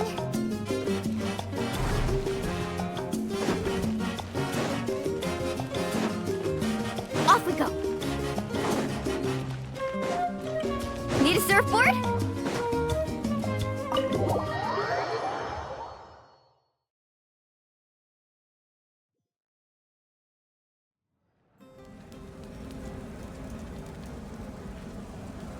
You're already here. I was just about to come get you. Wow, you're up early. That's impressive, especially after all the drinking last night. Let's not bring up last night. I'm embarrassed about the whole thing. Anyway, I was also woken up by the commotion. Looks like all the warriors from the stadium are on the move. I heard many areas have been attacked by the Abyss, including the Masters of the Nightwind. I need to head back right away. The Abyss attacked again? Are you sure you can handle it on your own? Do you need our help? I'll be fine. We also have the support of the warriors stationed at the various outposts. Given the quick response, things shouldn't get too serious. The stadium could always use more manpower, so you should join the forces here. I'm done making excuses for him. He's not a child anymore. He needs to take responsibility for his actions. I was the one who vouched for him, so I need to report back to the Speaker's chamber. I'll accept however they choose to handle the situation. But I should be able to convince them to let me go back to my tribe first to deal with the attack. As for the ancient name, once we handle this crisis, I'll talk to Shilonen right away. Don't worry, I never forget a promise to a friend.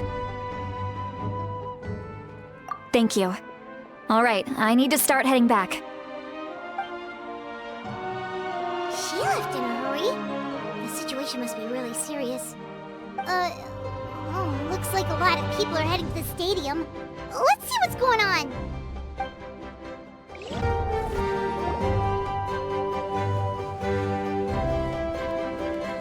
Traveler, over here! Perfect. Our star Outlander has appeared. Oh, you're all here! But, what's with the whole Star Outlander thing? Just my way of saying how awesome you are. We've got a real emergency on our hands, so this is the perfect time for you to show off your skills. Alright, but can we get a quick rundown of the situation first?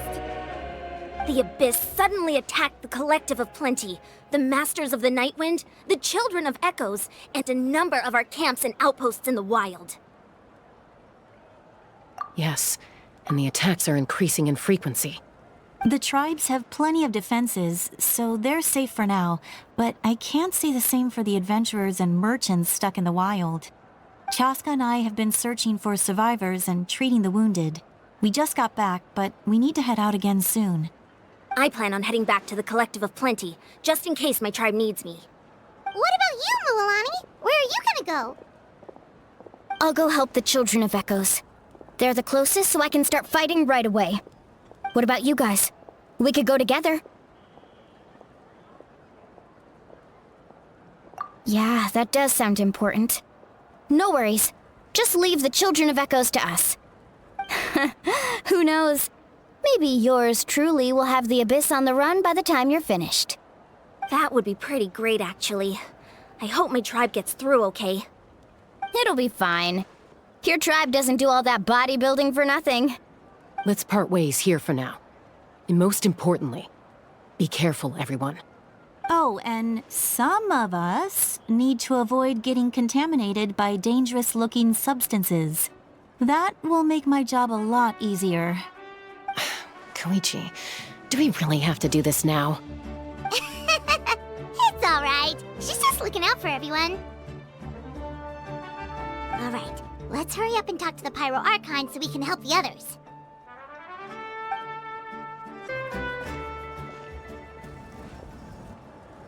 Oh, it's you two. As you can see, things are not looking good right now. People across Natlin are in danger. Look, I'm very interested in your recent adventures, but this is not a good time. So we'll have to keep our conversation short.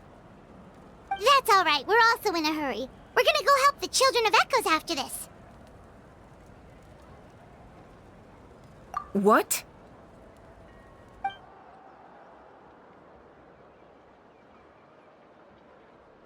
So he thinks my plan is too risky. He thinks I'm being stubborn. I shouldn't underestimate the Fatui's ability to gather intelligence. The Gnosis does have that function, but there's more to the story. I will answer you honestly, but you must help me keep this a secret. I can use the power of the Gnosis to save Natlan, but it comes at a heavy price.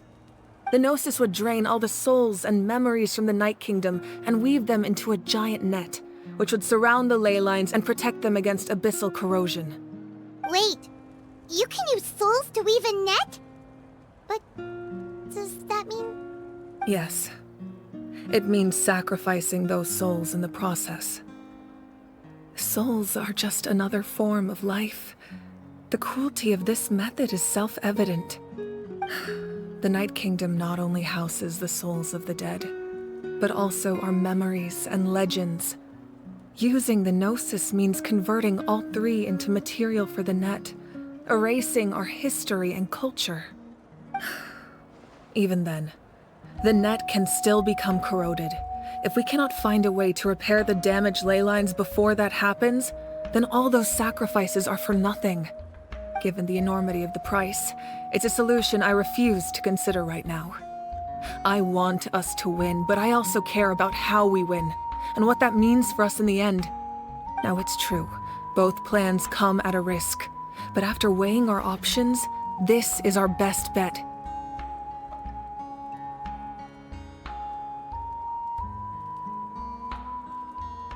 Natlan is unique among the nations of Teyvat. Given the ever-looming threat of the Abyss, the Pyro Archons had to account for the worst-case scenario. Having a contingency plan is our duty, not just to the people of Natlan, but to all who live on this continent. Still, this has always been a well-kept secret. I'm very curious how the captain learned this information. Oh, one more thing? The captain said he found another way to solve the problem. Could be equally as extreme, though. Without the Gnosis, he should have no other option. But I see no reason for him to lie. Seems like our only path forward is to track him down, so he can answer that question for us.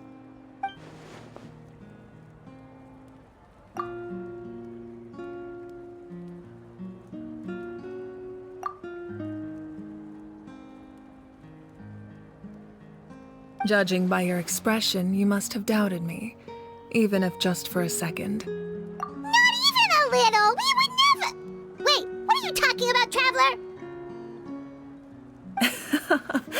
Just as expected. I appreciate your sincerity. Maybe it was out of caution, anxiety, or simple curiosity, but know this. No matter what, our goal remains the same. We both want to save the people of this land. So now that you have your answer, do you still doubt me? You scared Paimon. You've really got a lot of guts, Traveler. That's a good thing. Oh, and feel free to call me Mawika. It's what all my friends call me, and I like it that way. As for the captain, the intelligence officers we assigned to the Fatui should be back soon. We'll get our answer then. That's great! Sounds like we just have to wait a little longer.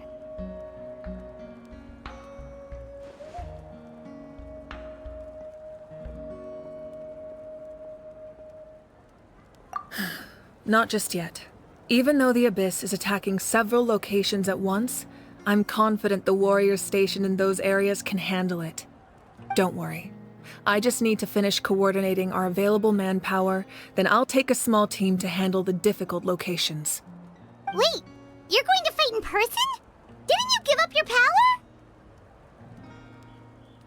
That's true. I'm far less powerful than a god in my current state. But don't forget, I was an experienced and powerful warrior before I ever became the Pyro Archon. No matter how you look at it, my duty is on the front lines.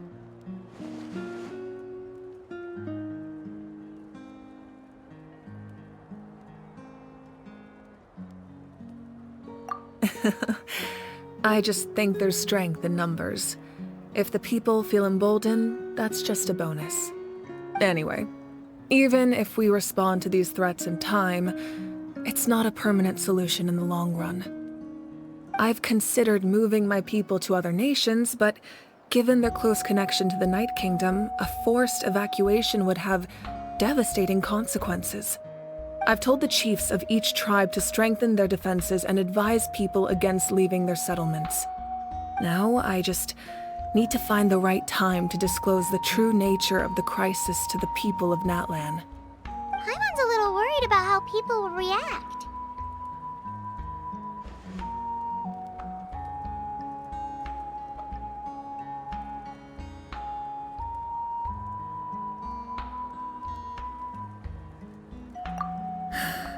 Yes, but that won't be the only response.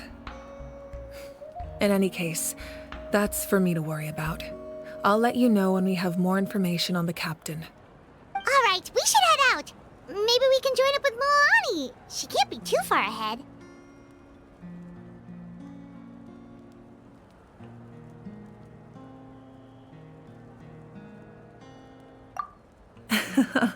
No need to worry about me.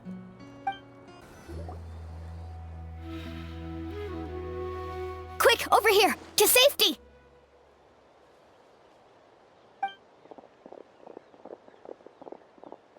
Kachina, how many people do you have left?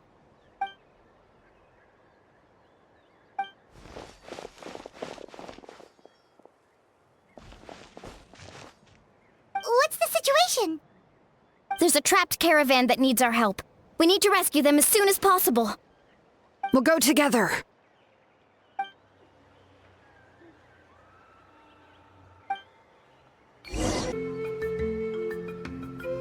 Stay safe. We've got this.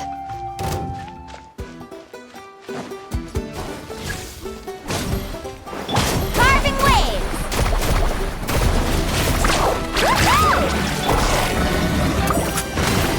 Clear the area!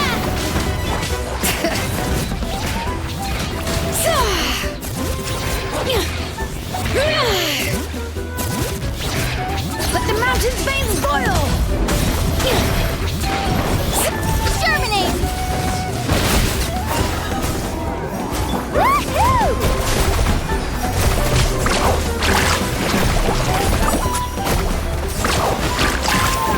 Check this out! Best of luck!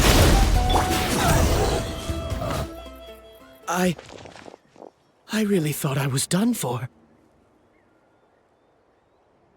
I can't thank you enough. Don't worry about it. We're just glad you're okay. Let's see. Your goods look fine too. Guess the Abyss isn't after Mora. That should be the last abyssal pylon near the Children of Echoes.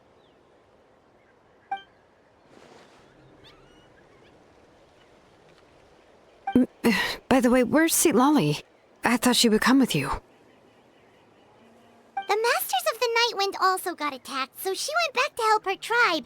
She said we can deal with the ancient name later. Yeah, that makes sense. The attacks are more urgent. Alright, this isn't a good place to talk. Let's head back to the tribe.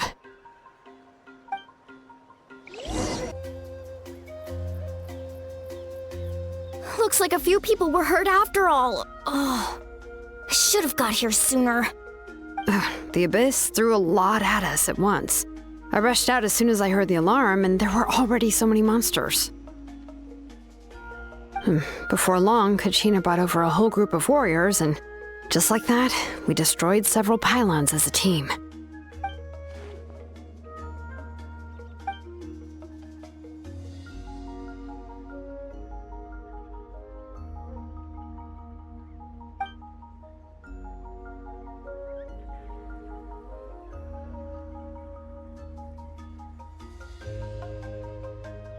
You mean the situation in the Night Kingdom, right? Yeah, I feel the same way. We've managed to keep it a secret all this time, but more and more people are realizing something's wrong. It's impossible not to feel anxious when things are getting worse by the second, and all we can do is wait. That just means we need to buy the Pyro Archon more time. Keep pushing, everyone.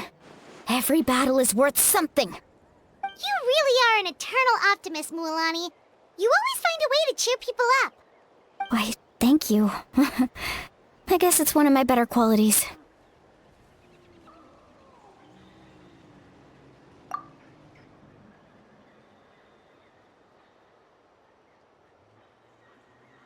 So, specifics aside, the Pyro Archon confirmed the Gnosis can resolve the crisis, but it comes at a huge price. And somehow the captain finds out about it, goes to fight the Pyro Archon, and calls her out for having a solution but refusing to use it. Honestly, if he has the same information as us, I can't really blame him.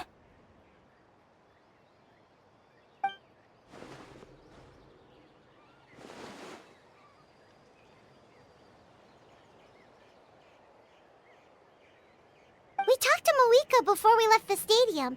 According to her, the cost of the captain's plan is too high. And, well, it makes sense. If that was truly the better choice, she would have picked it. Yeah, I trust the Pyro Archon. When I was upset about Kachina's disappearance, she was really sincere and patient with me. Plus, she burned down all those precious mementos for Kachina. She's already proven how much she values even a single person's life. When it comes to Natlan's survival, there's no way she would hold back. I agree. Maybe the captain weighed the costs and came to his own conclusion, but I'm sure we have different priorities. Life is important, but so are history and memory. As the Archon, she can't tell us everything, but it seems like she wasn't holding anything back this time. The next question is, if the captain found a new way to save Natlan, how come the Pyro Archon has never heard of it?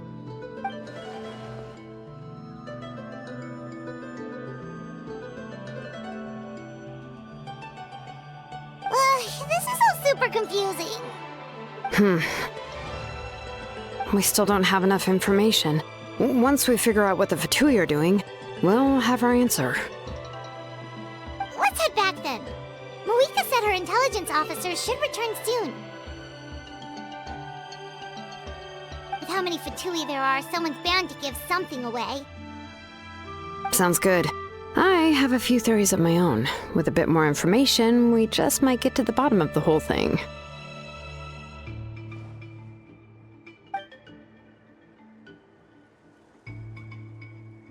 I was just about to ask. Count me in. If I was just a bit faster, we could have prevented a few people from getting hurt. People who could help us in the next battle. It's all a chain reaction.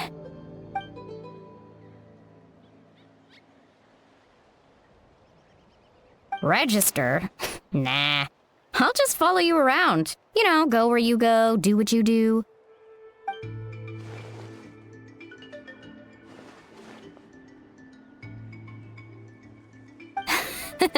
You got it.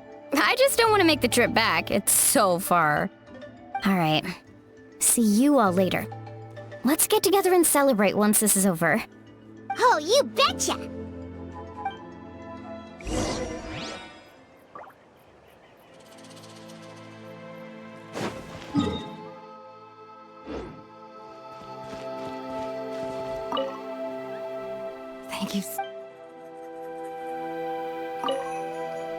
Thank you so much for lending us a hand. I'm so glad no one got hurt.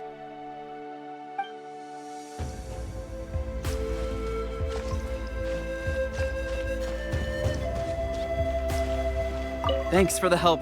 I'll take them back to the tribe.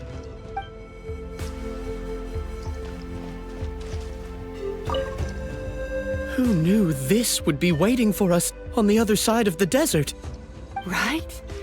Just when I thought this was going to be an uneventful trip.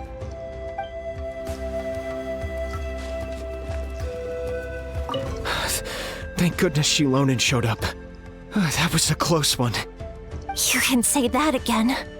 I can't believe this happened.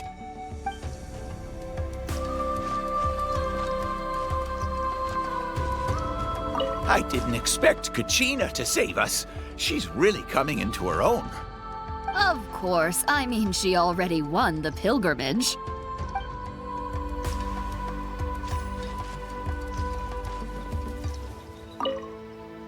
Making Mora isn't easy. None of the other guys who run this route mentioned anything like this. Marika! Oh, Chaska and Koichi are here! Wait, are you okay, Koichi? I'm fine. No need to worry. They ran into the Fatui while out on a mission and decided to follow them. The Fatui?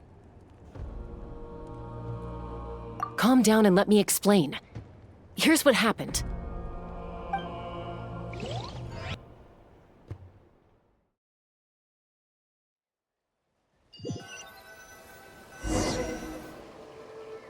Watch out. It's the Fatui. Were they attacked by the Abyss? No, wait. It looks like they're protecting a group of travelers. Over there. Do you see? You're right. That's a traveling group from Natlan. Could they be trading for something? Let's keep observing for now. We're glad you're okay.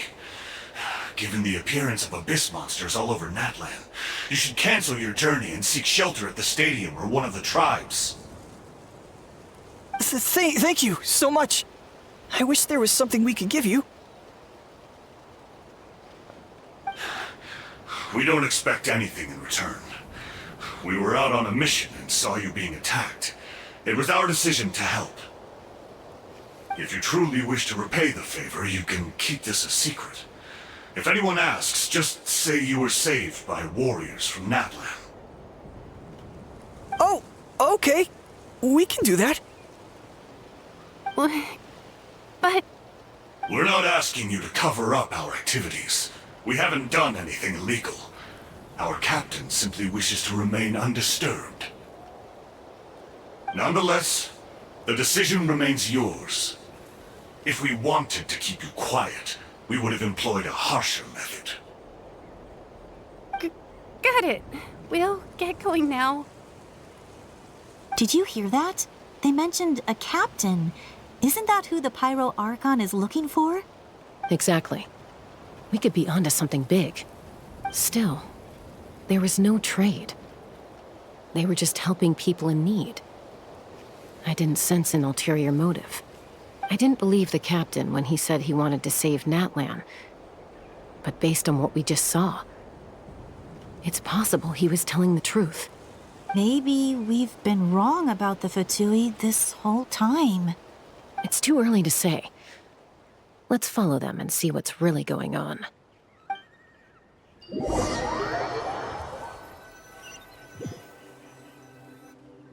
So this is where they were headed. Looks tricky. It's heavily guarded on all sides.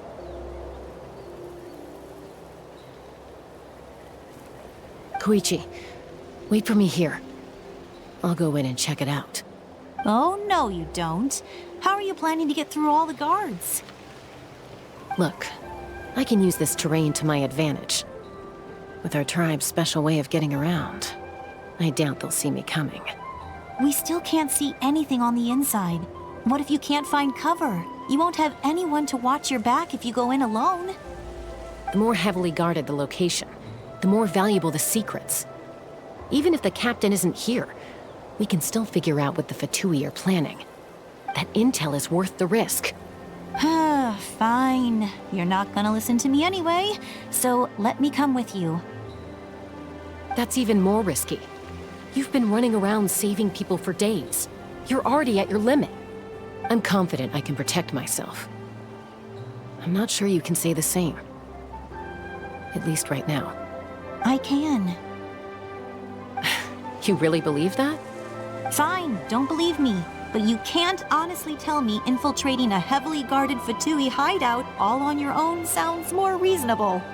You know, growing up, even if I insisted on doing something, it never gave you any trouble. I'm not sure you can say the same.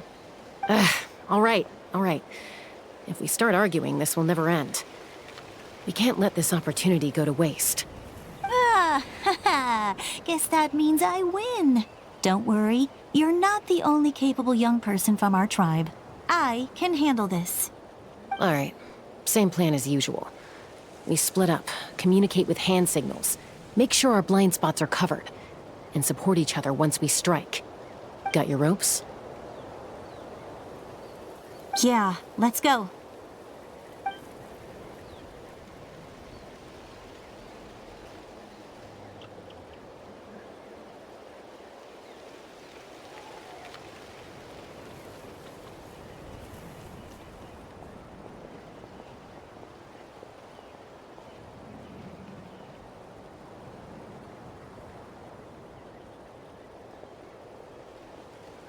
The Fatui have eyes all over this place.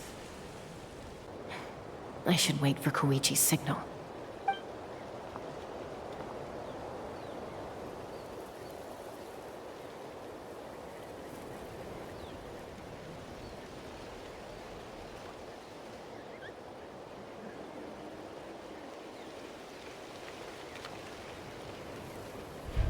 Now.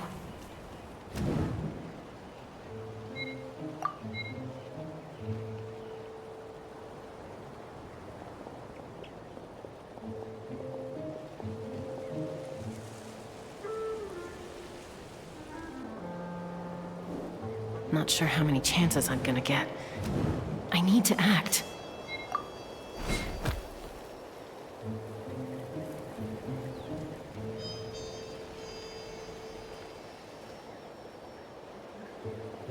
Good.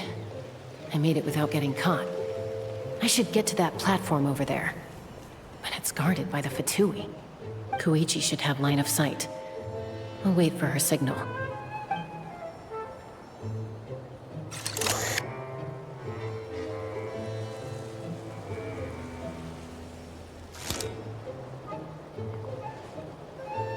That's it. Now's my chance.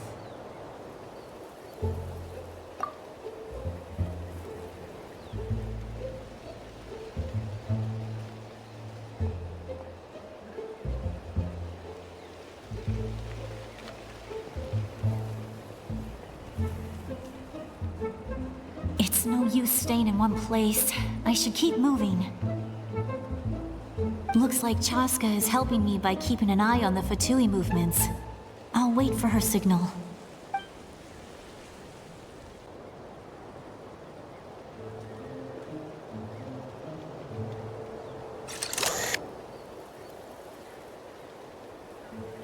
Time to move.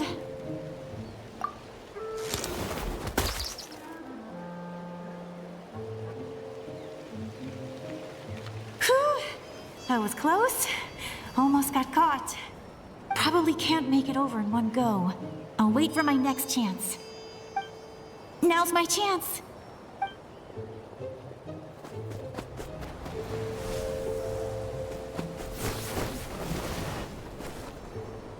I made it! That'll show my sister.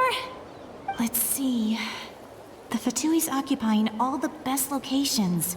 If we could just get past them somehow. Wait, I've got it!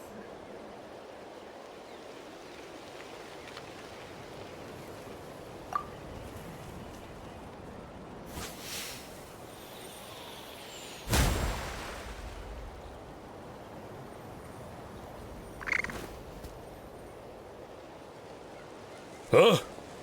What's that noise? Did something explode?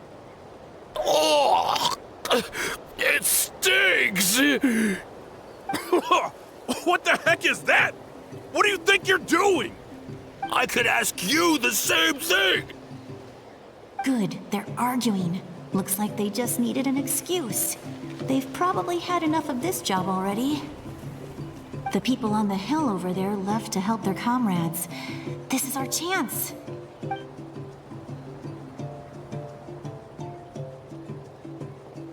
Come get me, Chaska.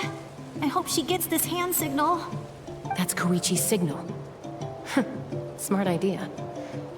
Alright, time to move. Give me your hand, quick. Coming!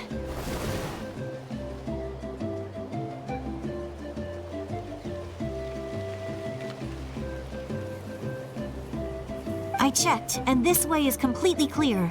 It should lead us to the deepest part of this place.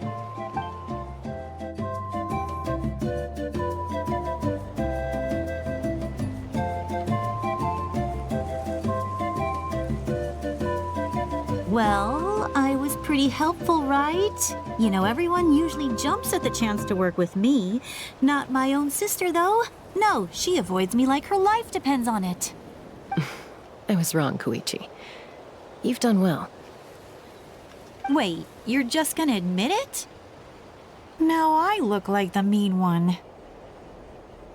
Let's focus on the task at hand. We're in the heart of enemy territory. The more time we waste, the more dangerous this becomes. All right. If you're not gonna take the bait, then I'll drop it. Looks like the Fatui are here to dig something up. I'm surprised they mobilized this many people. I doubt it's because they're interested in our culture and history. It seems like they're looking for a dragon relic called the Source Mechanism. The device is ancient. Barely any information survives to this day. And even people from Natland don't know how to use it. Why would this be the Fatui's target? Not bad. Looks like it's in good shape. This should be what our Lord's looking for. Took us long enough. Come on, let's get this thing back. Back? Back where? Should we keep following? You really want to keep going? Of course. We make a good team, don't you think? No reason to stop now. Hmm? What was that sound? Uh-oh. We've been spotted. Time to go. Falling rock incoming! Watch out for your gadget! What? You'll regret that! After them!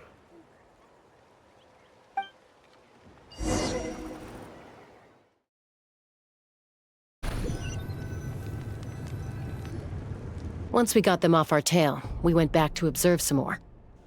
They'd collected several identical pieces of something. It looked like they were waiting, though. So we decided to come back. So, Koichi got injured trying to get them off your tail? She pushed herself too hard and collapsed on the way back to the stadium. Well, I didn't cause you any trouble while we were fighting, right? So my perfect record remains. You've done very well. I could make a comment on knowing your limits, but it's not my place. I know. I'm already reflecting on my actions. So, our current intel suggests the Fatui is after the source mechanism. The device is a complete mystery, even to us. What does the captain want with it? I have no idea. But it's safe to assume the device could serve a similar purpose to the Gnosis. Shilonen, I need you to gather every scholar in Natlan familiar with the secret source. I'll get right on it. Thank you both for your hard work. Koichi, it's time for you to get some rest. Oh, and there are gifts from your patients waiting at the speaker's chamber. I've prepared a small gift of my own as a token of gratitude. I'll send it to your home along with the others. My patience. That's so nice of them.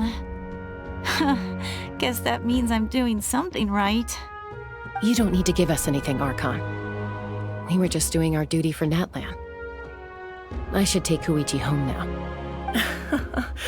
Well, if Koichi doesn't want her favorite Saurus crackers, then... I accept. Thank you, Archon. What am I gonna do with you? There's some for the rest of you as well. They're one of my favorites too, so don't be shy. I'll start investigating the source mechanism right away.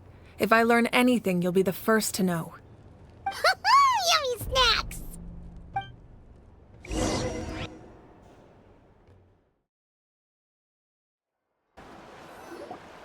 What's next for you two?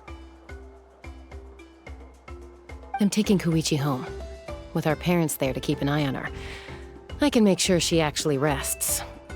Hey, it's not like I'm some kind of prisoner. I'll be fine in a day or two. There's no need to go all the way home. That's what you always say. Everything's no big deal until you collapse. What if the Abyss attacks again? You're saying if I let you rest in a hotel, you're not gonna rush out the minute you hear the alarm? I won't. Triple promise I won't. Mm-hmm. Fine. On the off chance something like that were to happen, I might. But I'm a doctor. I have a duty to help people in need, no matter how hard or tiring the work gets. I guess you're right. But I don't have to like it. This reminds Paimon of when we first met. Except you were the one trying to stop Chaska from doing something dangerous. I'd do the same for anyone trying to put their life in danger. As a doctor, I don't want people to get hurt because of a rash decision. Then try to see things from my perspective. You clearly want to protect your patients. So can't you understand why your own sister would feel the same way about you? The two of you are the same, you know? I disagree. I understand the risks and costs of my decisions. Who wants to be like her? Overconfident, always making excuses when things go wrong. That's just not true. You think I don't have proof? Okay, don't get into another fight. Just pretend Paimon never said anything. Don't worry, Paimon. You didn't do anything wrong. Arguing is just how we communicate. Neither of us really takes it to heart. Plus, I guess we are similar in some ways. Maybe I rush into things without thinking, but I learned that from her. We're family. I can't help it if my older sister is a bad influence. Okay, you don't have to put it that way. So, you're all good now? Neither of us are really the type to back down, so we'll always have our differences. But still, we get along in our own way. Plus, I know you'll wake up one day and realize I was right all along. I just need to wait. Be my guest. Come on, let's get you home. See you later, Traveler and Paimon. I'll be back once everything's settled at home. There's no rush. At least grab a nice meal with your family. Bye, you two. Take care of yourselves out there.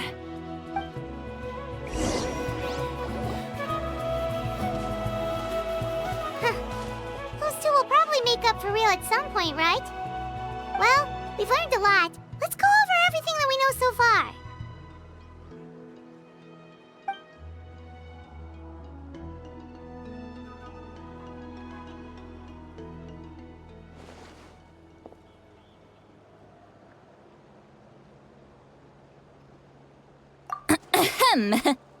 Sorry for popping up out of nowhere. Again.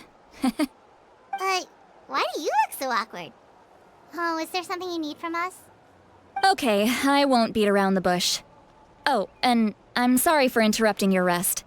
I'll treat you to some charcoal grilled steak to make up for it. Awesome! Just give us your orders! Hey, friends don't order each other around. I'm just here to share some news. Remember what we talked about before parting ways? Oh yeah, you mentioned how Auroron has always wanted to save Natlan, and something about his soul being fragmented. Paimon and the Traveler discussed it after you left, and we think Auroron is probably back with the captain. What do you think? I agree with your hypothesis. And just now, I confirmed it myself. Auroron came back. He helped the Masters of the Nightwind defend our camp. What? He came back?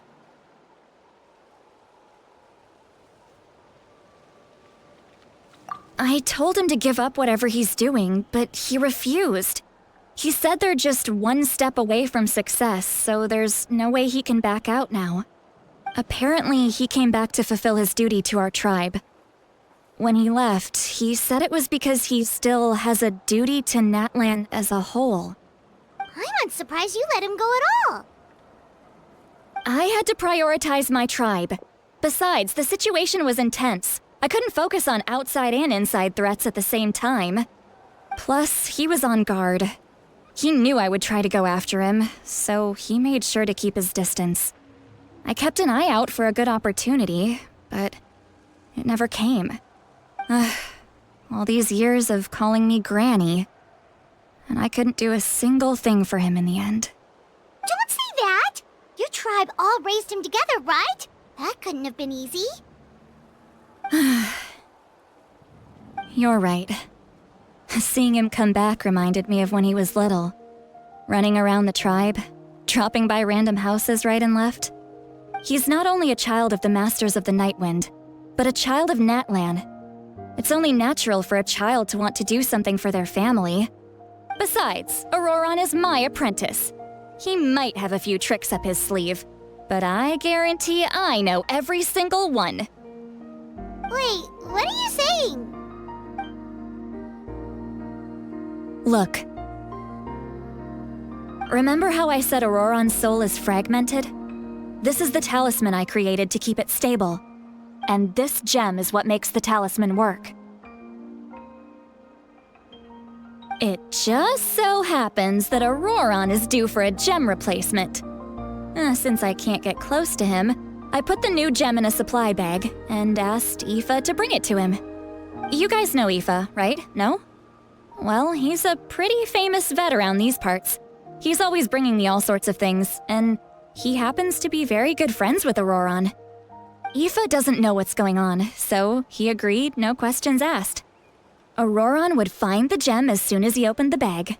He knows how important it is, so I knew he would make the switch. He probably suspected that I tampered with it. But here's the catch. The trick is on the bag. The moment he touched it, a portion of his memories were copied onto the old gem, which he no longer needed. That's amazing. You can do something like that? Most people can't, but I can. That trick he used to bring you to the Night Kingdom isn't anything special, by the way. My technique is much more subtle. He won't notice anything. So in other words, we have a whole backup of Auroron's memories in this gem. The kid thinks he can take me on? Like I wasn't the one who taught him everything he knows? That's amazing, Seat Lolly. Let's take a look right away. Once we get to the bottom of this, we can finally track him down. I know he thinks of me as his grandma, but do you think he'll get mad at me for this? You can be honest. Huh, that's a tough question. Paimon doesn't have a grandma, so she's not the best person to ask.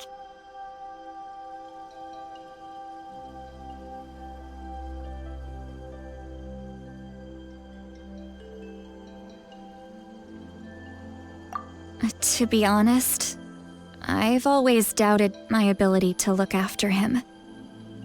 I didn't stop the ceremony all those years ago, and now I'm useless again. But if I stop here, it will haunt me until I'm 500 years old. Every night I'll wake up in a fit of anger.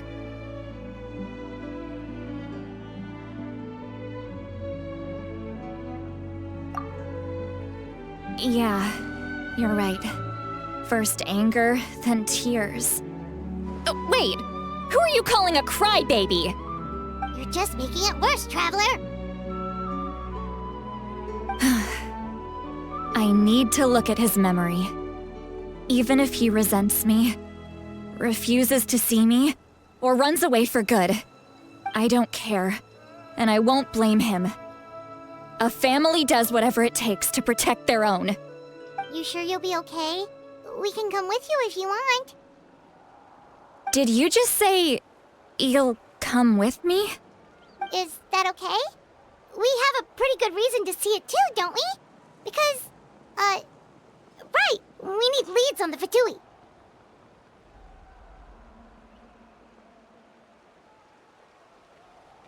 You really mean it? Fine, you can come. Just promise me you'll see this through. No backing out. Got it? Don't worry, we're professional adventurers. Then I place my trust in your professionalism. All right, time to sneak into someone else's memory and engage in some, unwanted spying. You heard it here first. I wouldn't be doing this if I had any other choice. Are you ready?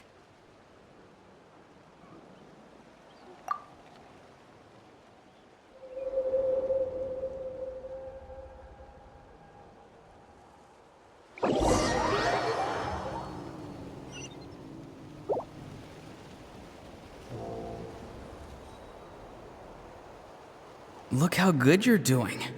You'll grow into nice big radishes in the future.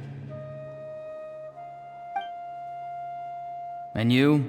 Aoife says you're taking up too much space, but I think you're a good tree. What do you think? Hey!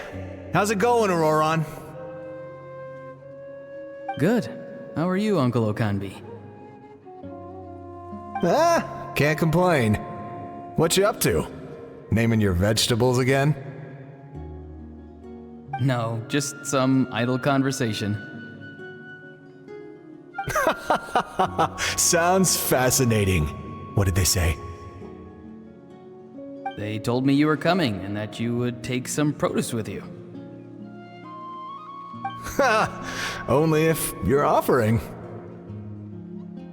By the way, I ran into Aoife yesterday. He told me Chaska's fostering a saurian at his place. Said the thing trampled over a part of your radish garden. I hope you two didn't get into a huge fight. No, don't worry. I'll find a way for him to make it up to me. I've already wrapped your share of the produce. Here you go. You really knew I was coming. That's pretty amazing. Light up the smoke and you can see the path through the shadows. That's what everyone says. Hey, have you seen that strange group of people that just appeared out of nowhere? Appeared out of nowhere? I don't think so. It's the Fatui. Their leader seems like a big deal. He didn't bring many men with him, but they're all elite warriors. It seems like they're looking for someone, but I wouldn't go around asking too many questions. If you run into them, be careful.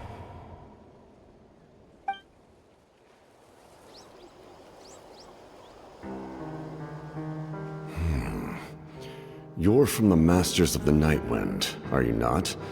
Why do you live here alone? I enjoy living by myself out in the wild. I guess you're from the Fatui, the one everyone's calling a big deal. Not an inaccurate description. I'm looking for someone who may be known to you. Citlali is her name. Granny? What does an Outlander want with her? I've heard the name. You have business with her?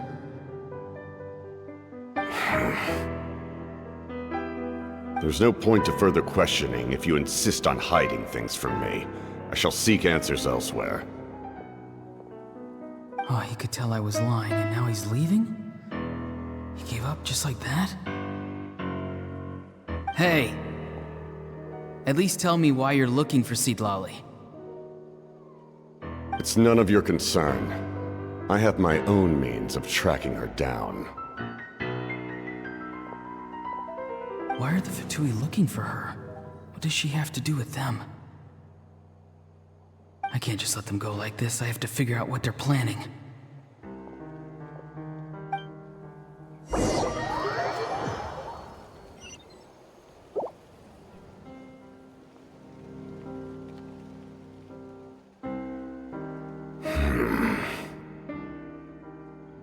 They've just been studying the ley lines and asking for leads on Granny.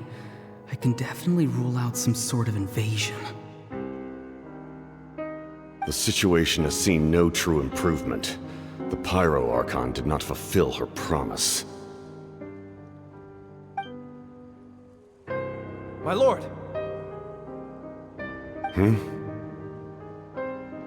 Ignore him.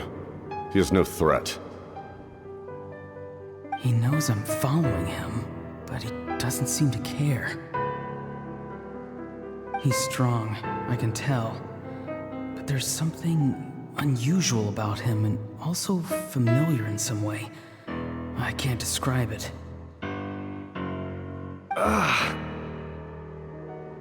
What is it? My lord, I feel dizzy. A ley line disturbance.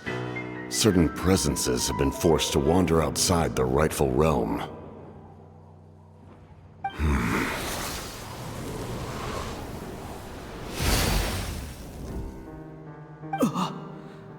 That was a spell from the Masters of the Nightwind.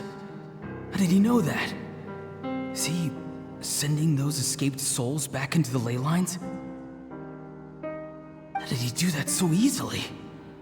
Soulfaring is supposed to be extremely difficult. This could be related to why he's searching for Granny. I feel much better. Thank you, my lord. Think nothing of it. Stay vigilant, and continue to gather information. The Abyss could attack at any moment. If you notice any irregularities, assume drill formation and be prepared to fight. However, there's no reason to over-engage. Information is our first priority. Yes, sir. are the Fatui fighting against the Abyss? Do they really mean us no harm?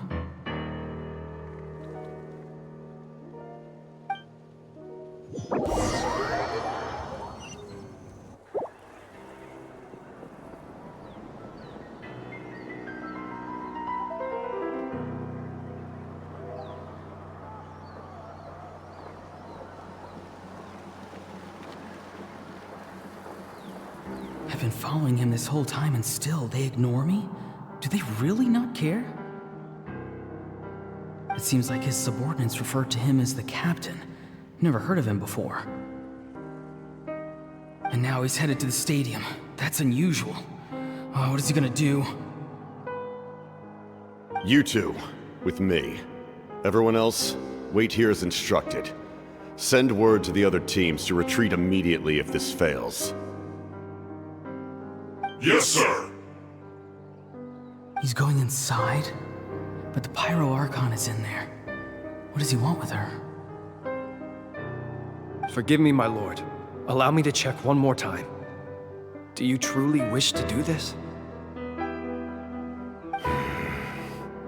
The time for idle observation is over. It now falls on me to act. This nation is out of time. Yes, sir.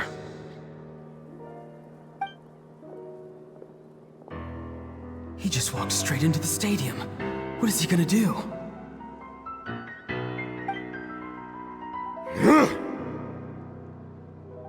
They're both incredibly strong. How long will they have to fight until someone comes out on top?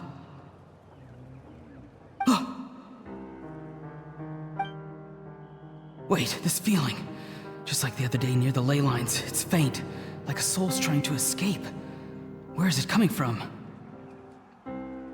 Is that why he's looking for Granny? If he dies here, then all clues will be lost. I can't let that happen.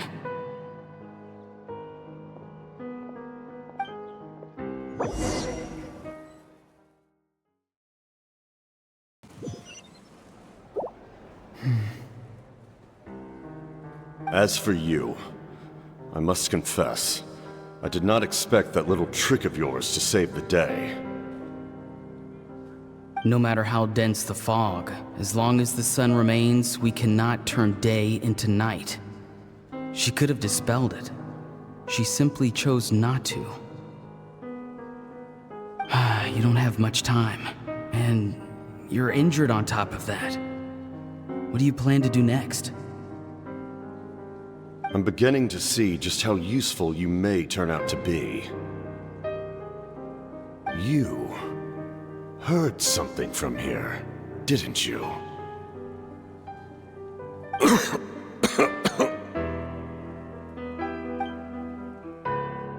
No need to force yourself. I've never seen anyone match the Pyro Archon in battle before. I didn't expect you to intervene at such a critical moment. You know I've been following you. Why didn't you stop me? When walking in the forest, it is only natural to encounter wild beasts. However, not every beast has the courage to come out and bite. And yet, one of those very beasts saved your life.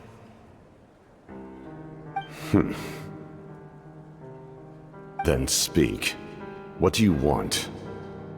I didn't save you because I wanted something. My soul is more perceptive than others.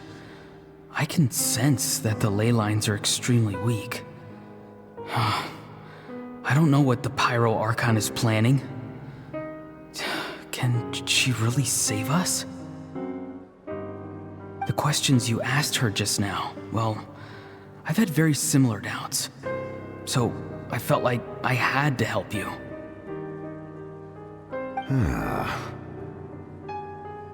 So, you can tell the truth. That was quite a reckless decision to make. I'm not sure you realize that. There's no turning back for me now. What I did back there is going to get me in a lot of trouble. You attacked the Pyro Archon in broad daylight, and I used my spell to save you. A single glance was likely all it took for her to recognize my tribe. So, we're in the same boat. You seem to care little for my thoughts on the matter. It's too late for that. Start from the beginning. Why are you looking for Citlali? Do you know her? Explain your relation to her first. I know you two are acquainted. It was obvious the moment I mentioned her name. Citlali is my elder and my teacher. She taught me everything I know. It's my duty to protect her. If you truly wish to protect her, you should have let me perish at the Pyro Archon's hand. Yet, you chose otherwise. Do I really need to tell you what that means?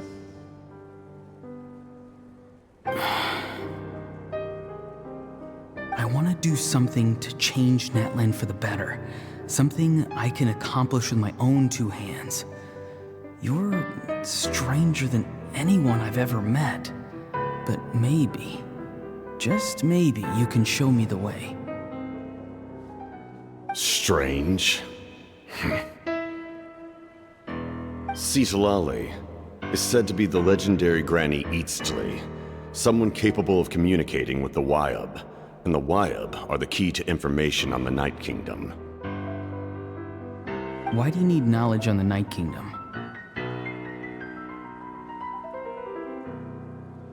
That is not something you need to know. Don't forget, I saved your life.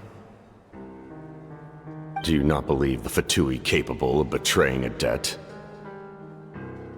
People can lie, but souls cannot. I can tell there's a weight to your soul, a sense of justice. You may not live among your tribe, but you certainly know their tricks. I apologize for my rash judgment. You are more capable than I imagined. Let's go. We'll see if you have what it takes to join my plan.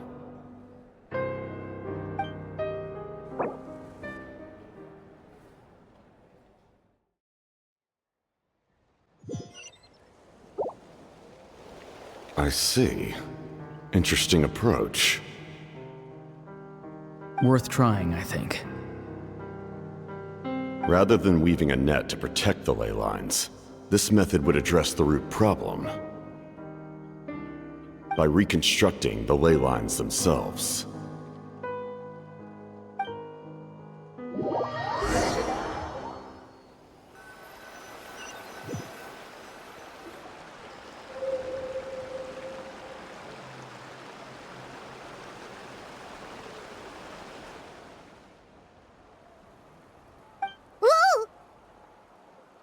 Traveler, Paimon. Are you two alright? Paimon's fine, just, a little dizzy.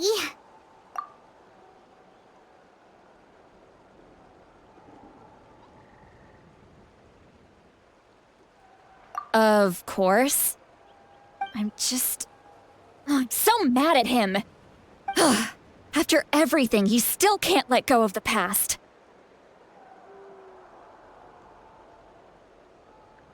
For some reason, he thinks he owes something to the people who cared for him.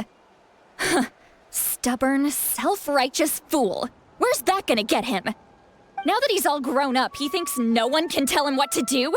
He thinks he can just run away whenever he wants. I'll show him. If he tries to run one more time, he's got another thing coming. Maybe stubbornness runs in the family. Like grandmother, like grandson, as they say. Is that supposed to be a compliment? Huh, that kid's got nothing on me. Anyway, back to what we just saw. I don't even know what to make of it. Yeah, the captain seriously wants to reconstruct the ley lines? What does that even mean? Something like the loom of fate, maybe? But how does that help with the abyss? The loom of fate?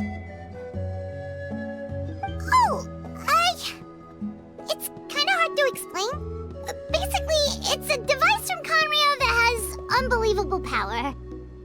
Anyway, if he really wants to manipulate the ley lines, everyone in Natlan will be affected. Oh, this is big.